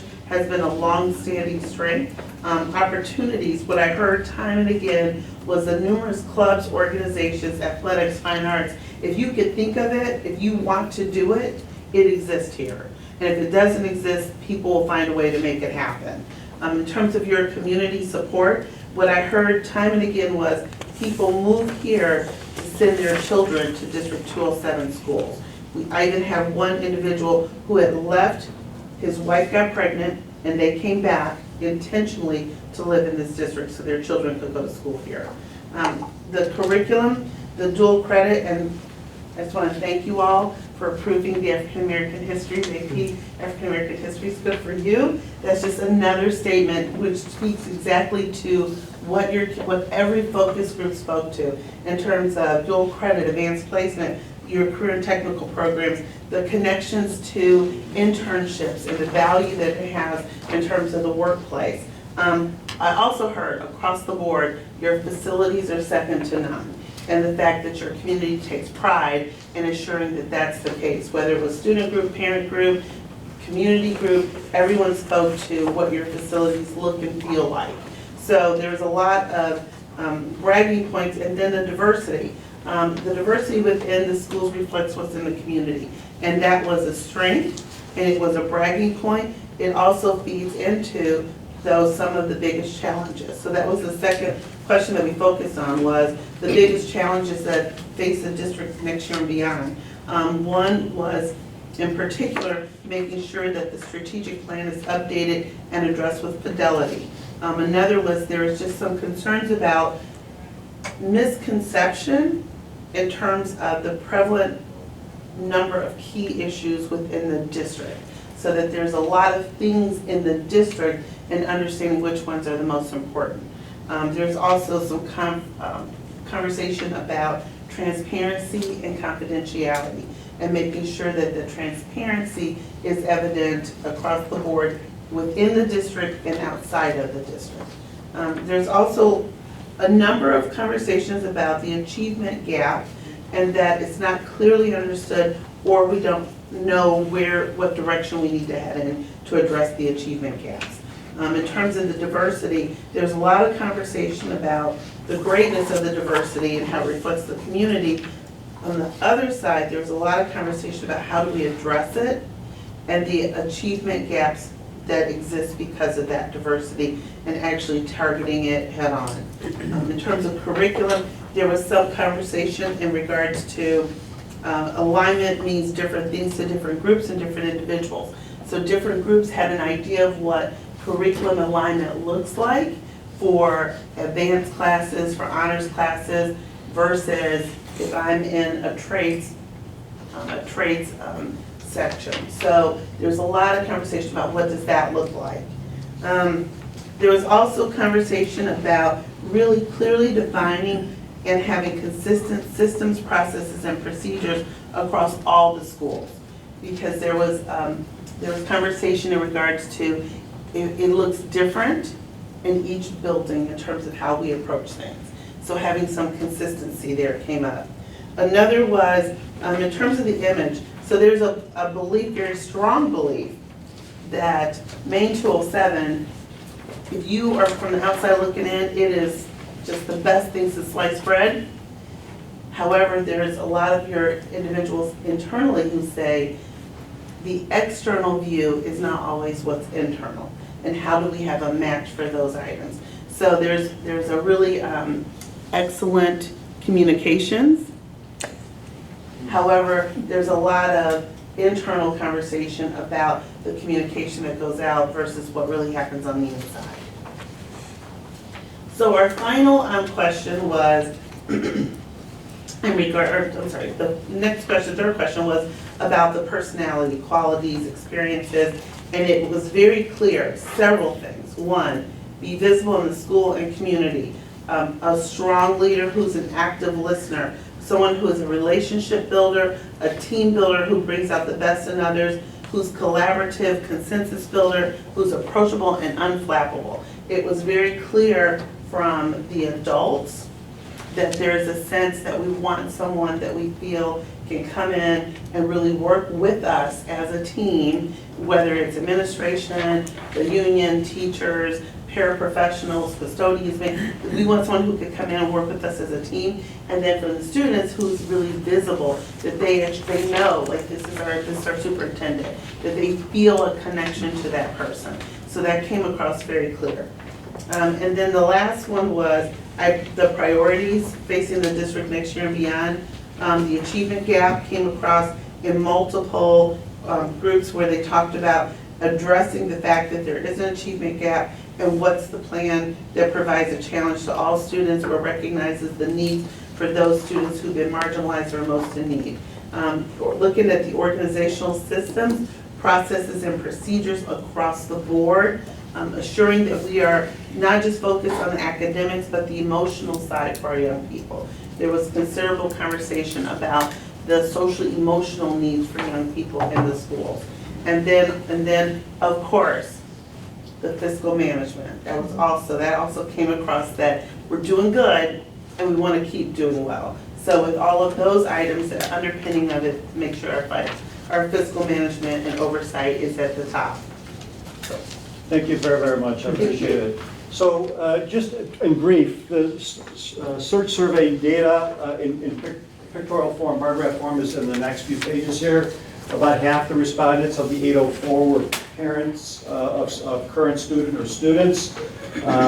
When we asked the three items that represent the greatest strengths of the district, the top three responses were a dedicated and highly competent staff, lots of pride there, duly noted, a wide variety of athletics clubs and other extracurricular programs, and a great fine arts program throughout all three campuses. As far as challenges are concerned, the top three responses are that decisions are not centered on student needs always, that closing the achievement gaps about student groups was very, very important to the survey takers, and that we need strong administrators and principals. That doesn't say that we don't now, but that's obviously needs to continue. Top 3 goals for the district to accomplish within the next 3 years, if you think about your strategic plan: to strengthen academic experience to support college and challenge students at their level across all 3 campuses again; to improve staff morale. Staff morale is not as good as one might think at a place that has such great things going on. Focus on 21st century curriculum, the soft skills that we talked about, communication, getting along with others, collaborative skills, and so forth. People said that the new person should have a deep understanding of curriculum instruction and achievement. This is a learning environment. The superintendent should be focused on student learning and achievement. Builds a great team and brings out the best in others, holds people accountable, but also supports them in their efforts, and is collaborative consensus builder who is a team builder and allows others to grow in their roles, to allow for the things that we talked about earlier as far as student achievement as number one goal. Can you share the profile with the board? So, so from all of this information, we have put together a single-page profile that if anyone is, as we're looking at candidates, we're matching them to the profile that is based on all of the interviews that we did with focus groups and with the survey. So in no particular order. So it's not like one's more important than the other. It's just we pulled these down and put them together so that you would know what the profile would look like. First, they need to understand the need to utilize and grow teacher collaboration in key decision-making processes. So we heard very loud and clear in terms of teacher participation in decision-making. Student-centered, that all decisions on what is best for student learning, growth, and well-being is all about students. Achievement gaps that need to have a clear strategy to overcome. So again, as Kevin just spoke to and I spoke to earlier, the achievement gaps, that each campus is different and they'll need to have an individualized plan to address those challenges. The ability right now to build trust across all stakeholders so that your unions, your parents, your students, all stakeholders in the community. Knows is able to reinforce line staff relationships and responsibilities. So that really is just that idea of how are we processing from teacher to administrator to the district and across the board so that there's that clear line staff relationship responsibility. Right now, the change initiatives feel top down without input from staff and often they're not clearly linked to results data. So that's another piece, is that looking for someone who can really ensure that change initiatives include input from staff. If they're able to build the image and branding of the district across different media, so that goes back to all of your media platforms and making sure that the image and branding is sustained, delves into the issue of the differing needs on each campus. Every campus is different, and making a data-driven plan to remedy those issues is essential. Apolitical, decisions based on best practices and data-driven. Recognition that the 3 campuses are not identical. We heard this time and time again. They need differing layers of interventions to ensure that the students are successful at each building. Transparent decisions are made in the best interest of student achievement and well-being, and they're communicated quickly and throughout the district and consistently. The display skills and the fiscal responsibility, which I just spoke to, the financial management, future-focused facilities planning. People are proud of the buildings here. They're proud of the facilities. So they want to make sure that there's a continuity in thinking about long-term in that respect. Communicate decisions with clarity, reason, empathy, after considering input from all stakeholders and not just the loudest voices in the room, but all stakeholders. A visionary leader who's future-focused, strategic thinker, and a relationship builder with staff, community, and the Board of Education. They want someone who's visible, hands-on, who becomes immersed in the district, schools, and community. They really want to see the person in classrooms, activities, community events, just to see that person as a part of the school districts, possess a genuine, warm, personable, and approachable personality while also being an active listener. So that came across pretty clearly in several of the focus groups. Builds good teams and empowers others while ensuring accountability. So people want to be held accountable, but they also want to feel like they're empowered to be a great team and to be accountable. So there's that give-take there. Highly skilled at building trust, mutual respect, and consistency systemically while strengthening a unified district-wide positive culture and climate. So what we heard time and time again was, yeah, we might have 3 different schools, but we still want some consistency across the district. So that was another part of that whole climate piece. And then lastly, understanding of and commitment to issues of equity, diversity, and inclusion, focusing on academic, social, emotional development of all of our students and inclusion of all families in school life. And what we heard was we don't want someone who just talks about what they've read with equity. We want someone who has really done equity work. So that's the profile from all of this data. We whittled it down. Yeah, really, there were so many emergent themes, but we whittled it down. You're not going to get this person on the last page. That person would walk on water to get this job. But that's the lens we're using to recruit, to vet, to screen, and interview candidates. And that's the slate we'll deliver to the Board of Education. Questions? I have a question. Yes. So, under, like, the number one thing under new superintendent should be a person who, number one thing is, has deep understanding of curriculum, instruction, and how. Where is that tucked into We mentioned student achievement in several of the bullet points, and those things are strongly linked. If you have an education, I mean, are you a teacher? I'm a lawyer. Oh. Sorry. I'm sorry, I put my hands up. Curriculum and instruction is tied to student achievement if those things are pathwayed correctly. I knew it's tucked in here. Yeah, just I'm didn't sorry. know exactly how. Does that make sense, Ken? Am I describing it accurately? Okay. And I think it also speaks back to the achievement gaps, because you can't address achievement gaps if you don't understand curriculum and curricular needs. Got it. Thank you.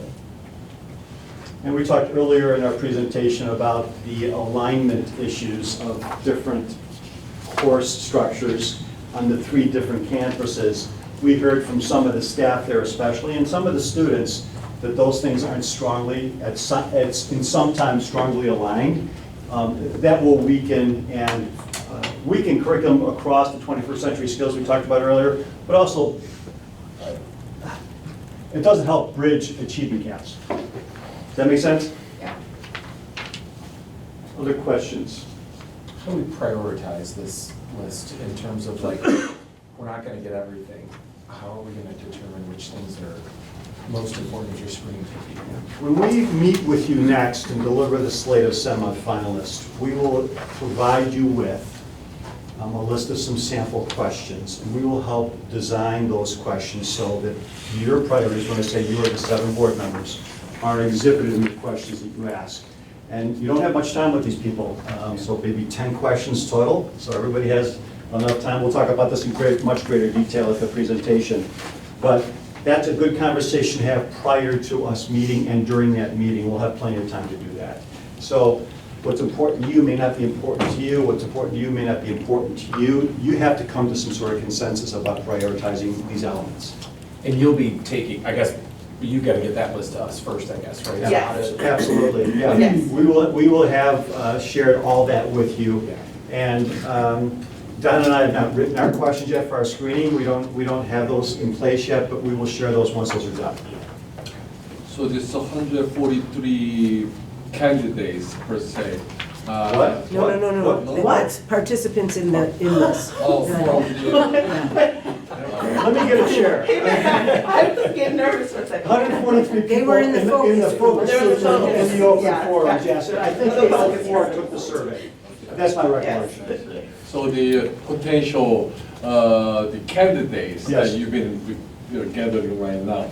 would that be more kind of different and national search too? Not only is from the state of Illinois or outside of the state too, definitely, or? It is definitely a national search, and we do have applicants from outside the state of Illinois. I will say, however, that you're probably going to get someone from the state of Illinois. A, because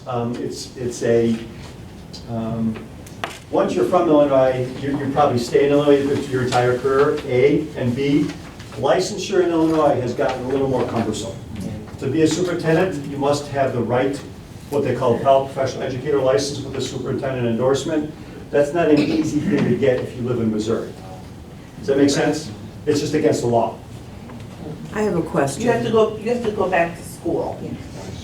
So it's a real challenge. What's different than a university actually? Because when we do our university presidential search, we did for a few others in Chicago universities, we were able to find someone from outside of the state. It's not unheard of. I'm not saying it's impossible, but I'm just saying what's likely. We haven't gotten to that point yet. Carol, I'm sorry. Yeah, I do have a question. So we have a survey that we have results from that. There were 800 people, right? that answered 804. On the survey. And then we have focus groups that you basically took your notes. Right. And then you have the profile. Right. How do you balance those two things? Because you have far fewer people in those focus groups, but you might have people who have more, I guess more experience. You've got your administrators were in there, the board. How do you balance that out? Well, I think what Kevin said initially too was that we look for themes. And there are some pretty strong themes, whether it was the survey or the focus groups. Okay. And so that's how we get to that profile. Okay. So, because when I tell you I have pages and pages of notes from the focus groups. Right. But what we look for is what's the common theme. And then we also look at that in the survey, and that's where the profile comes from, is from those items. Okay, and these are not in any order? Not so in it's any just order. kind of in Absolutely there. not. Okay. Absolutely not. Okay. And so Donna just described the process. We each took copious notes at our focus groups and open forums. We got the survey results. We sat down at a conference table for several hours and said, what did you see? What did you see? What did you hear? What did you hear? What did you see? And part of it is gut, I'll tell you. Part of it's experience. You look at people's body language, their tone of voice, their sense of connectedness here and their experience at 207. Those things weigh into our decision-making as far as the profile is concerned. A lot of it's based on experience. Did we get anything wrong on the profile? Are any of the bullet points things not important to you as board members? Or? Actually, I'm interested in, did you get any strong feeling with the students? Like, could you isolate what the students said? Oh my gosh, yes. Yeah, they're in here. They're I don't listed in see here. it, I mean. In the survey they are. Yeah, no, they're in the survey, survey. but I just wondered if there's any strong themes that you could say that the students were looking for. Well, I'll jump in. The students that I did focus groups spoke to feeling of belonging, feeling of that they were being prepared regardless of what they were deciding to do when they left from school. But one of the big things that came across from my student focus groups was that they love their schools. They talked about their classmates, they talked about activities, they talked about how coaches challenge but encourage. So there was a sense from the students that they love their schools, they love the opportunities, but there was a lot of questions like with the bell schedules and just some inconsistencies. So interestingly enough, they're high school students, but they can see things that are off kilter for them. So those are some of the things that even when we talk about the inconsistencies, that also came from student groups. So, and they echoed much of what some of the adults said as well, but they echoed it from the standpoint of, I'm living the experience right now. Thank you. So our kind of homework is to study this a little bit. Absolutely. At least be familiar with it. And then as we move forward, we'll be discussing parts of this, as part of our deliberations. We're hoping that's your blueprint for moving forward as far as, like, we said this over and over, I said it over again, the lens by which you view candidates that are presented to you. We feel that we want to give you a difficult decision, and, candidate A may hit 11 of these bullet points, candidate B may hit 11 of these bullet points, but they're different bullet points. Right. You're going to have to come to some sort of consensus to allow for you to choose a finalist. So we'll help that process, but that's your choice. So overall, how is your experience this time period finding a or reaching out? Well, I just want to be careful. We're not really here to discuss that right now. Okay. I mean, I don't mind having, but I just, that's not the purpose of this meeting. I'm sorry. I just think we actually have we have something we do need to discuss though, which is. Okay, can I respond in an offhand way? I think you're in good shape. Okay, what do you want to do? Exactly. What would you like to talk about? I want to make sure that we know as a board, we need to make a decision on the interview process. And this is an opportunity for us to do that. Okay. Because we haven't formally made a decision about moving forward. For the first round, it's my understanding that you recommend that the board does the first round and narrows the candidates down. To 3, exactly. So they don't know that, so. Oh, I thought we had discussed that. I apologize. That was part of the planning meeting that we talked about, but we can revisit it. Yeah, I don't remember talking about that. Okay. Do you guys remember talking about, I just don't remember. Do you mind just kind of doing a quick little review of what? Well, I don't really remember talking about that, so can you go over your recommendations for how we should move forward? So when you meet with the semifinalists, and we don't know yet how many that will be, typically 5 to 7, typically. We would invite you to screen those candidates and come up with 3 finalists. We will give you, at the interview workshop, which is half of the meeting we talked about earlier, where I said I'd be here for 46 minutes or whatever, we'll talk about that process in much, much greater detail. Share sample questions with you, share a matrix that you might want to use to build consensus if you have. We encourage you to discuss, come up to this, but if you can't, there's a matrix we can give you to help that process along. Having said that, once you go from 5 to 7 to 3, we would recommend, I think it's December 2nd? December 2nd. Yes, for the final. Yes. That's what I wanted to. We would recommend that you have 1 or 2, perhaps 3 committees meet with each of the finalists in sequence. So let's say committee A is parents and community members, 10 or so, 10 or 12. If you get more than that, they can't ask questions because you're going to run out of time. Each one would meet. So at 1 o'clock, candidate A would meet with a committee perhaps of parents and community members. At 2 o'clock, you'd meet with a committee perhaps of teachers, staff, and administrators. And at 3 o'clock, meet with the Board of Education. Candidate B would meet at 2 o'clock with that first committee, at 3 o'clock with the second committee, at 4 o'clock with the board, and sequentially like that. I will be here, if you want me to meet with the committee before they go into their first interview. But in advance of that, we'll talk about this at the planning meeting. Right. In advance of that, you probably want to select those committee members sooner rather than later. Well, that's why I brought this up, because we have to get someone to get them to commit to a Saturday, et cetera, et cetera. And they have to be there for all 3 candidates, otherwise it's against EEOC. So let's, as a board, we just need to decide, do we want to have, because we don't have to do this. Don't have to. We could just interview ourselves. But there's no requirement. So, what's the feeling? Do you want to do 1 or 2 committees, that will interview the candidates before we have them, and then you provide there's a summary from those committees, right, that comes to the board? Yeah, we provide the summary document that they give their opinions to the board on. I would probably need a staff member here to help me run those off and distribute those to the Board of Education. So that way the feedback from the committees are given to you. We explain to the committees very, very carefully, they're not there to rank, they're not there to pick, they're just there to give feedback to the board. You are the legally only authorized people who can make this decision. You're elected for this reason. So we explained that. We had them sign a confidentiality agreement before they sit down with any candidates saying, I'm not going to reveal their name no matter what. If they don't sign it, then they can't participate. We give our word to these candidates that you're safe with us. We won't reveal your name. We talked about that aspect of it as well. But we will coordinate with you, Carla, and with Ginny to make sure that goes swimmingly. But I agree with you, you should probably pick your committee structures now and individuals as soon as possible. And then Ginny could reach out to you have to select a committee chair. That person would, collect the questions from the committee members about what they want to ask and so forth.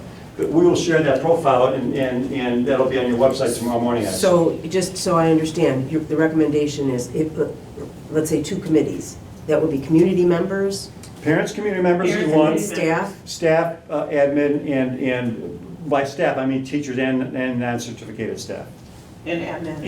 And admin, I'm sorry if I left that out, I apologize. Yeah, admin is important. And these committees? are 10 to 12. 10 to 12? 10 to 12 max. Max. Community members and parents? Yes. Yes. So, and then, just procedure-wise, so we have the 3 hours where we're kind of rotating amongst us and the 2 committee members. And then right after that, do you get the feedback from them? What is the timetable? Ginny and I would work on giving you the feedback before you even meet with that person. So like Committee A would fill out their feedback sheets. We'd keep the person on hold until they meet with the second committee and give that feedback right to the Board of Education. Now, you don't have to use that to interview the person, but before you deliberate. Before we deliberate. Are we deliberating that day? That's my recommendation. Yes. Okay. That seems to make the process most sense if you're in charge like that. You're fresh in your mind, right? Right. That's my recommendation. And then, let's say you pick candidate A as the person you want as your finalist, that one person. You talk to Todd, whoever, and hopefully sooner rather than later, and say, start drawing up a contract. And at the same time, you give me that person's name, and we start the background check. Right. I do remember that. I just Yeah. wanted to have this opportunity to have the board members weigh in on how we want to proceed. So I that hear you. So that we can get those people lined up. And if we wait till November 20th, it's going to be very late. I hear you. Is there anyone against a committee structure to? Just curious what the risk level is, I guess, like, it sounded like everybody showed up for the meetings that you had. Yep. Yes. But I worry that if everyone's gotta be there and it's a Saturday, how much, have you done this before? But And when we've done this Many before, times. people show up. Yeah. Many I mean, times. because they want to be a part. Just like with the focus groups, people showed up because they want to be a part of it. So, but again, that's up to the board in terms of who you designate that you would want to be there. Okay, so can we kind of just, sorry, but can we just kind of, what do you think, Jen? Would you think? My thought is actually somewhat different because we as a board are also community member. Also, we are parents of the school. And we are very familiarized with what is the importance of selecting a XYZ superintendent candidate. Yes, sir. Which means when the community members come, we already got the very informative information out there, feedback. So if it's a quite sensitive in a way too, or it could be a bias, depends on who that individual community member or the person member comes in, and when they speak about such, it's just a feedback. Well, we will not go based on that particular, but a lot of times the community member overall, this is a quite textbook, well list that we were able to accommodate. But internally, what's happening in our community, in our district, and so on, we pretty much familiarize what we need for the next superintendent. Okay. Therefore, the timing-wise, especially if we are not giving enough time to have an open communication with them, I thought this information is definitely suitable, and then we as a Board of Education member could able to make such a decision based on that interview. That's my personal. Okay. And that's what we did for university selection committees and so on too, as well. So kind of we're representatives of the community. Yeah. We've heard what they've had to say, and we keep the process alive at Tiger and don't involve a lot of people. Yeah. I'm kind of open to either. I mean, I do like hence my question before around, it's probably a little tighter if we stick to maybe the board and like staff maybe, and not incorporate the community members and so forth in the selection process. Again, I'm not sure if you were including staff in your comments as well, or just the community members, but I do feel like we are elected by our communities and can help make that decision and might keep the process a little bit tighter. And one committee of just staff and admin is quite often the end result of a conversation just like this. Yeah. I actually hadn't thought of that till Jen, you brought that up, and Dean, you as well. I think there is very, a lot to be gained by having staff and admin there present. I think we got good feedback from the community members. I would be comfortable with that. Okay. Jerry? Yeah, I think we have enough community input from here, and just the breadth of this, I think, represents it nicely. I do think that we should have teachers and admin, definitely. I think from the lens of transparency and as well as stakeholder engagement, I think we need to not only involve teachers and administrators and staff, but also the community. Because I think if we take out the community, then that sort of gives up the air of elitism, in my opinion. And given that transparency was sort of a common thread throughout the profile, I think we want to address that. Yeah, so I can build off of Ed too, because as I'm looking at these final bullet points, I'm looking at transparency, I'm looking at building trust and mutual respect. And so I would be for the multiple committees, and yes, you know, the community is definitely represented here, but again, you know, as we read through the comments and you gave a great summary of everything, I think the transparency piece, the trust piece, it needs to be across the board. I have to agree that I'm okay, and I actually think it would be better to have two committees, because I think it's going to be a hard decision, and I think that any input we have, we're going to make the decision, but I think any input we have, and I would hate to leave the community out. That's how I feel. But it's very important to have staff, admin, but I don't think we should leave the community out. It's just my feeling. Can I just amend one of the reasons was I was afraid, especially since you said that people would have to be here for all three of them. I'm just thinking that's a tremendous commitment from a community member, and that we might not be able to get that, and I don't want to be in violation of any law by doing that, so that's... Would we be in violation of a law? He mentioned the EUs. If we didn't have... Well, we would have to have the committee for all three. Mm-hmm, okay. All three candidates have to have the same experience. Does it have to have exactly the same committee? I'm not a lawyer, but that's, Todd can give you better direction than I can. Well, if I could... Hold on, Linda, Wait, what? you got a lawyer here. That's like a lawyer right here. Well, let me ask a question. I am, and I... Oh, okay, I'm yeah. sorry. But, George, you guys have recruited people for some of these things. Do you think there'd be an issue? I just had a conversation with Jill before the board meeting. We talked about our hiring practices and being consistent. And so I think it is very important to have a consistent group. They all have the same. But do you think that we'd have trouble getting a group that would No. stick around for one No. Saturday? I don't think you will here. I don't think so either. I don't think. And you're talking a 3-hour time commitment, basically. They're getting advance notice. They want to be there. If they don't want to They're be there, volunteering, otherwise, why bother? they're not going to come. And can I just throw out, as you're talking to community, don't forget your students. They might be harder to get on a Saturday. I'm just, yeah, they may be. Well, we but I'm can just decide the thinking- yeah, as you're composition. thinking about it, just don't forget, Right. if you decide composition, just don't forget, if it's possible, Mhm. to have a student from each campus as part of the community group maybe. That's a good point, and that's a very good point, I forgot about Because that. they were very vocal, and they have a lot to say, and they, And their insight was just tremendous Yes. about how things work Okay. and what things Yes. don't work. yes. And no place is perfect, you're not perfect. Right. But they have some really good insights.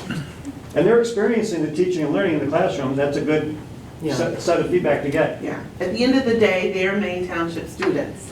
They're in it Yeah. right now, so just don't forget them. And maybe just to clarify the process, I guess, too, I think back. So you're saying we're gonna do a round of 5 to 7 and we're going to select. That's correct. So those last 3 are really, Well, the 5 to 7 are who we're going to be presenting to you. And then you will be voted by We yourself. interview them then. we interview those 5 to 7. Right. That's correct. And then there's a second round where the Yes. 3 come back. That's correct. And that's who you decide who those 3 will be. Okay, all right. Correct. And that is on the 3 separate dates in November. Mhm. That's when we do the 3-5, or 5-7. But Yeah, at the worst thing of a worst scenario, if that 5 or 7 selection that they made, and of course we trust and rely on their professional recommendation, but if somehow, somewhere, if we are not happy at all, then we just have to go back to the scratch and start. Absolutely. Absolutely. We're committed to be here from start to finish, whenever that occurs. Okay, hopefully they'll- So we need to make a decision if we could. I mean, if I was counting a moment ago, it was like 3 people thought multiple committees and 4 did not. But is there any movement on any of that? We'd be leaving the public out. Look, I don't have a problem, I guess from my perspective, I am a parent of 2 kids in one of the schools right now, so I'm thinking that and knowing the people that I talk to on a regular basis who are parents of my kids, I feel like I can adequately represent, but I'm not opposed by all means to having another group, but I guess thinking too that we're already gonna whittle down from, 5 to 7 down to 3. My experience would say that those 3 are each probably gonna be pretty good. And so really what we're getting from that kind of final Saturday is, who resonates well with others and a final check for us in terms of those people that we're interested in. And so, and again, it's a 3-hour time commitment. We've already seen that people have a good commitment level to. We used to put people, I had to shut down my focus groups, like, I've got another group coming, so you have to go. We put So up they our were- emails and we would get comments Right, afterward. yes. Can I just share an opinion? Yeah. I'm not And or sure. best practice, actually, I guess. Yeah, I don't think there's a downside to having a parent, community, student committee, in that you know that through the survey and focus group data, that everyone wants transparency. This gives transparency and involvement to all 3 campuses if you create the committees carefully. Plus, if you feel that you're a community member, and we've got all kinds of community member data already represented in the profile that we just issued, and you don't want to give a lot of weight to the committee members' recommendations and feedback, that's your choice. You're the board member, you're the elected. There's no downside. That's my opinion.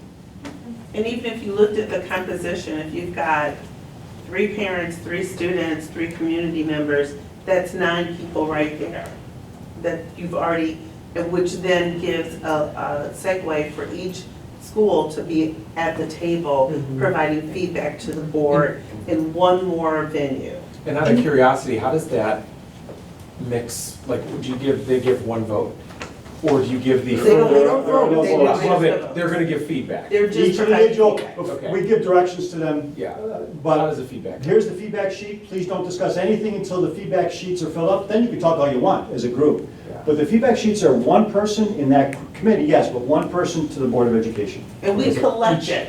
So we get 9. We get 9 We get different 9 sheets. opinions. Yeah. Times 7, that's what you get. Okay.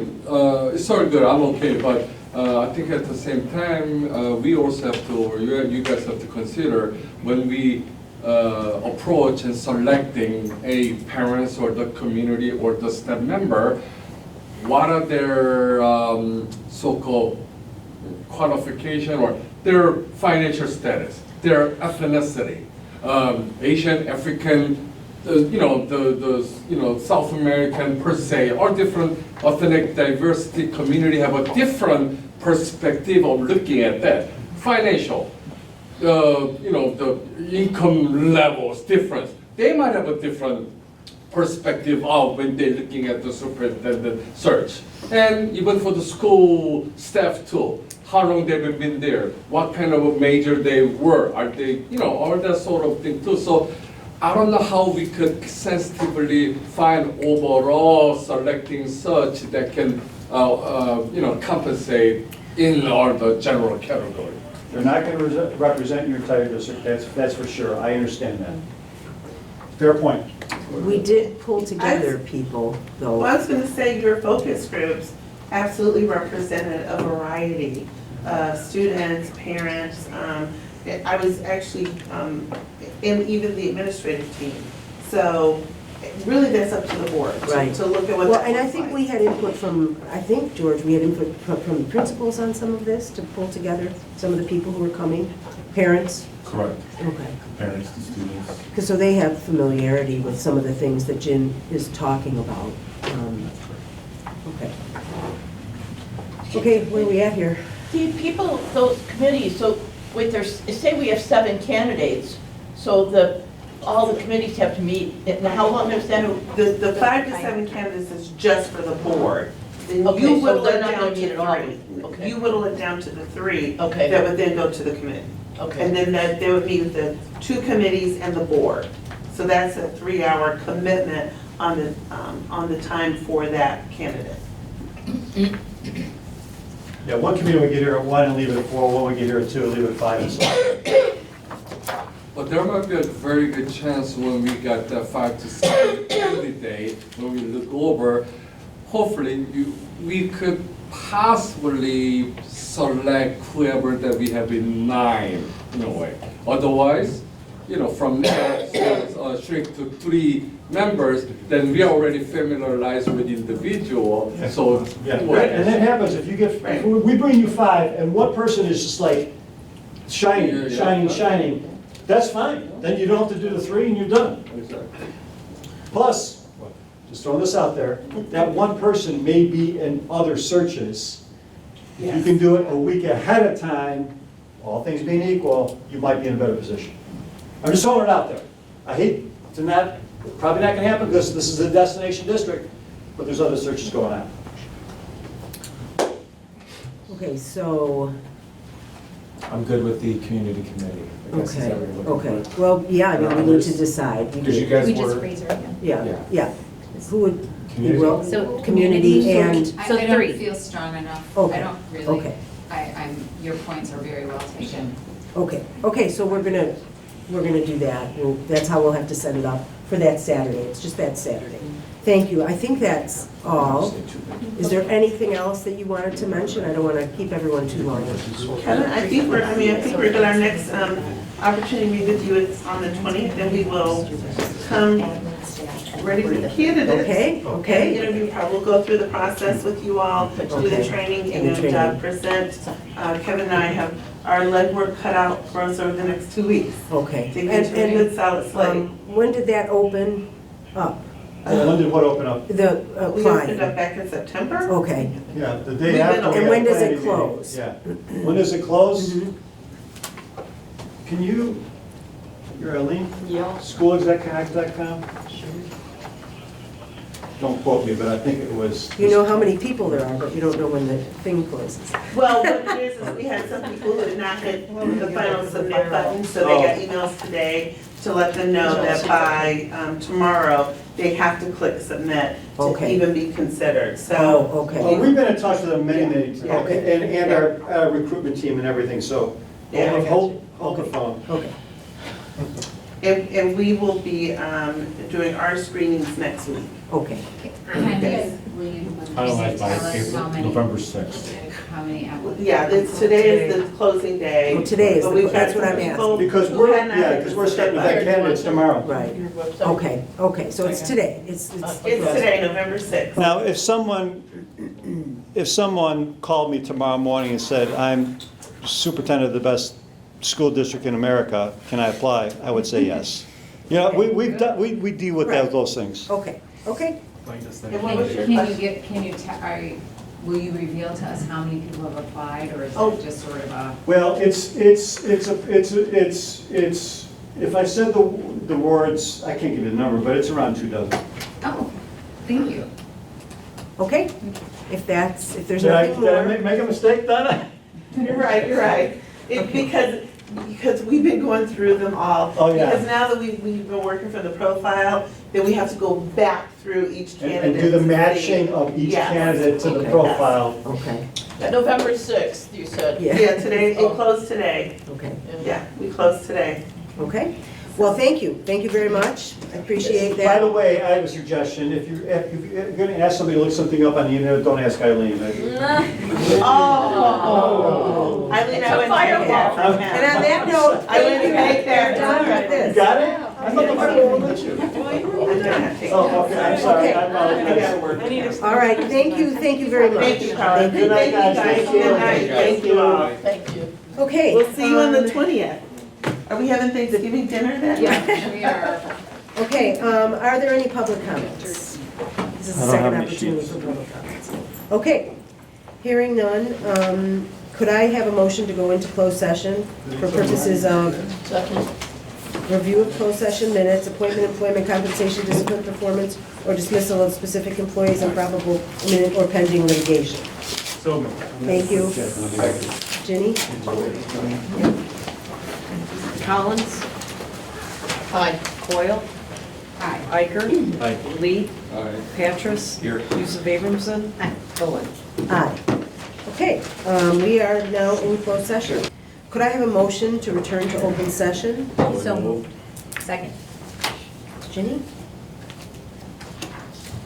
Coyle, Aye. Lee, Aye. Patras, Aye. Yusuf Abramson, Iker, Aye. Collins, Aye. Owen. Aye. Could I have a motion on item 24A through D? This is personnel action. So moved. Second. Okay, Ginny? Collins, Aye. Coyle, Aye. Iker, Aye. Lee, Patras, Aye. Yusuf Abramson, Aye. Owen. Aye. Could I have a motion on item 26? This is approval of closed session minutes for two meetings, one on October 2nd and one on October 16th. So moved. Second. Okay. Yusuf Abramson, Aye. Patras, Abstain. Lee, Aye. Iker, Aye. Coyle, I'm abstaining as well. Collins, Aye. Owen. Aye. Hold on. Go ahead. I wasn't here October 2nd, but I was here October 16th. Okay, we Do you can, wanna we just can break them out. abstain Yeah, on abstain on second? one. October 2nd, yeah. Okay. I'm the same, I just generally abstained, but. So you were was here this, I was not here on the 2nd, but I was on the 16th. so you want to abstain just on the second? Yes, please. Okay. Anyone else? I pulled my abstain. Abstain on both? Yes. Okay. Okay, Okay. You good on that? You got it? we're good. Okay, can I have a motion on item 27A? So, Second. Okay. This agenda item calls for action on a retirement agreement with an administrator. The agreement is with Maine West High School Principal Dr. Eileen McMahon. The agreement provides for her retirement on June 30th, 2028, with the benefits set forth in the board's current District 207 Administrative Retirement Plan document, when the administrator gives a 5-year notice of retirement, and also with the purchase of prior service credit through the Illinois Teachers Retirement System, which will permit her to retire with a full pension. I'm asking for a motion to approve the retirement agreement substantially in the form presented and signed by Dr. McMahon, which I have here, and to authorize the president and secretary to sign the agreement on behalf of the board. So moved. Okay. So we have our Second. motion. Well, yeah, we're gonna just do it again. That's kind of, go ahead and move. Okay. Mhm. Who's got the motion? Motion? Okay. Second. Second. Okay. Sheila? Okay. Would you take the roll? Sure. Iker, aye. Yusuf Abramson, Aye. Patras, Aye. Collins, Aye. Lee, Aye. Coyle, Aye. and Owen. Aye. Could I have a motion on item 28? This is a recommendation to schedule closed session meetings for interviewing and considering superintendent candidates. So moved. Second. Okay, let me just describe this for a minute. This is so that we can consider candidates and interview them for a new superintendent, and to list a series of closed session meetings for that, for when Dr. Wallace retires at the end of the school year, as permitted under Section 2A of the Illinois Open Meetings Act. This will permit greater efficiency in calling and conducting the meetings, which would otherwise have been conducted in closed session as individual special meetings. So I'm asking for this motion to schedule and hold pursuant to Section 2A of the Illinois Open Meetings Act, a series of closed session special meetings for the purpose of discussing the employment and compensation of superintendent candidates under Section 2C1 of the Act on these dates and times. Is this it here? November 6th at 6 p.m. in the administrative boardroom. This will be for the okay, that's today, sorry. November 20th at 5:30 in the administrative boardroom. This is for interview prep. November 22nd, 5 p.m. in the administrative boardroom. Special board meeting for first round interviews. November 28th, 1 to 4 p.m. in the administrative boardroom for first round interviews. And November 29th from 2 to 5 p.m. in the administrative boardroom for first round interviews. Can I just Yes. get clarification? Did you say November 22nd or Seventh. November 27th? 7th. Thank you. Sorry if Thank I'm you. not That's clear. okay. Okay. And then on December 2nd at 8 a.m. or 8:30, we'll schedule it for 8 a.m., but it might be a little later, at Main East. Do I need to say the rooms, do that? Rooms D101, D200, and C101C. This will be for final round interviews. And then on December 20th, I don't think this belongs in here, but no. Sorry, that's it. So through December 2nd. So now could I have a motion on that? So moved. Okay. Jenny, would you take the roll? Collins? Aye. Coyle? Aye. Iker? Aye. Lee? Aye. Petrus? Aye. Yusuf Amos? Owen? Aye. I think that's it. Hold on.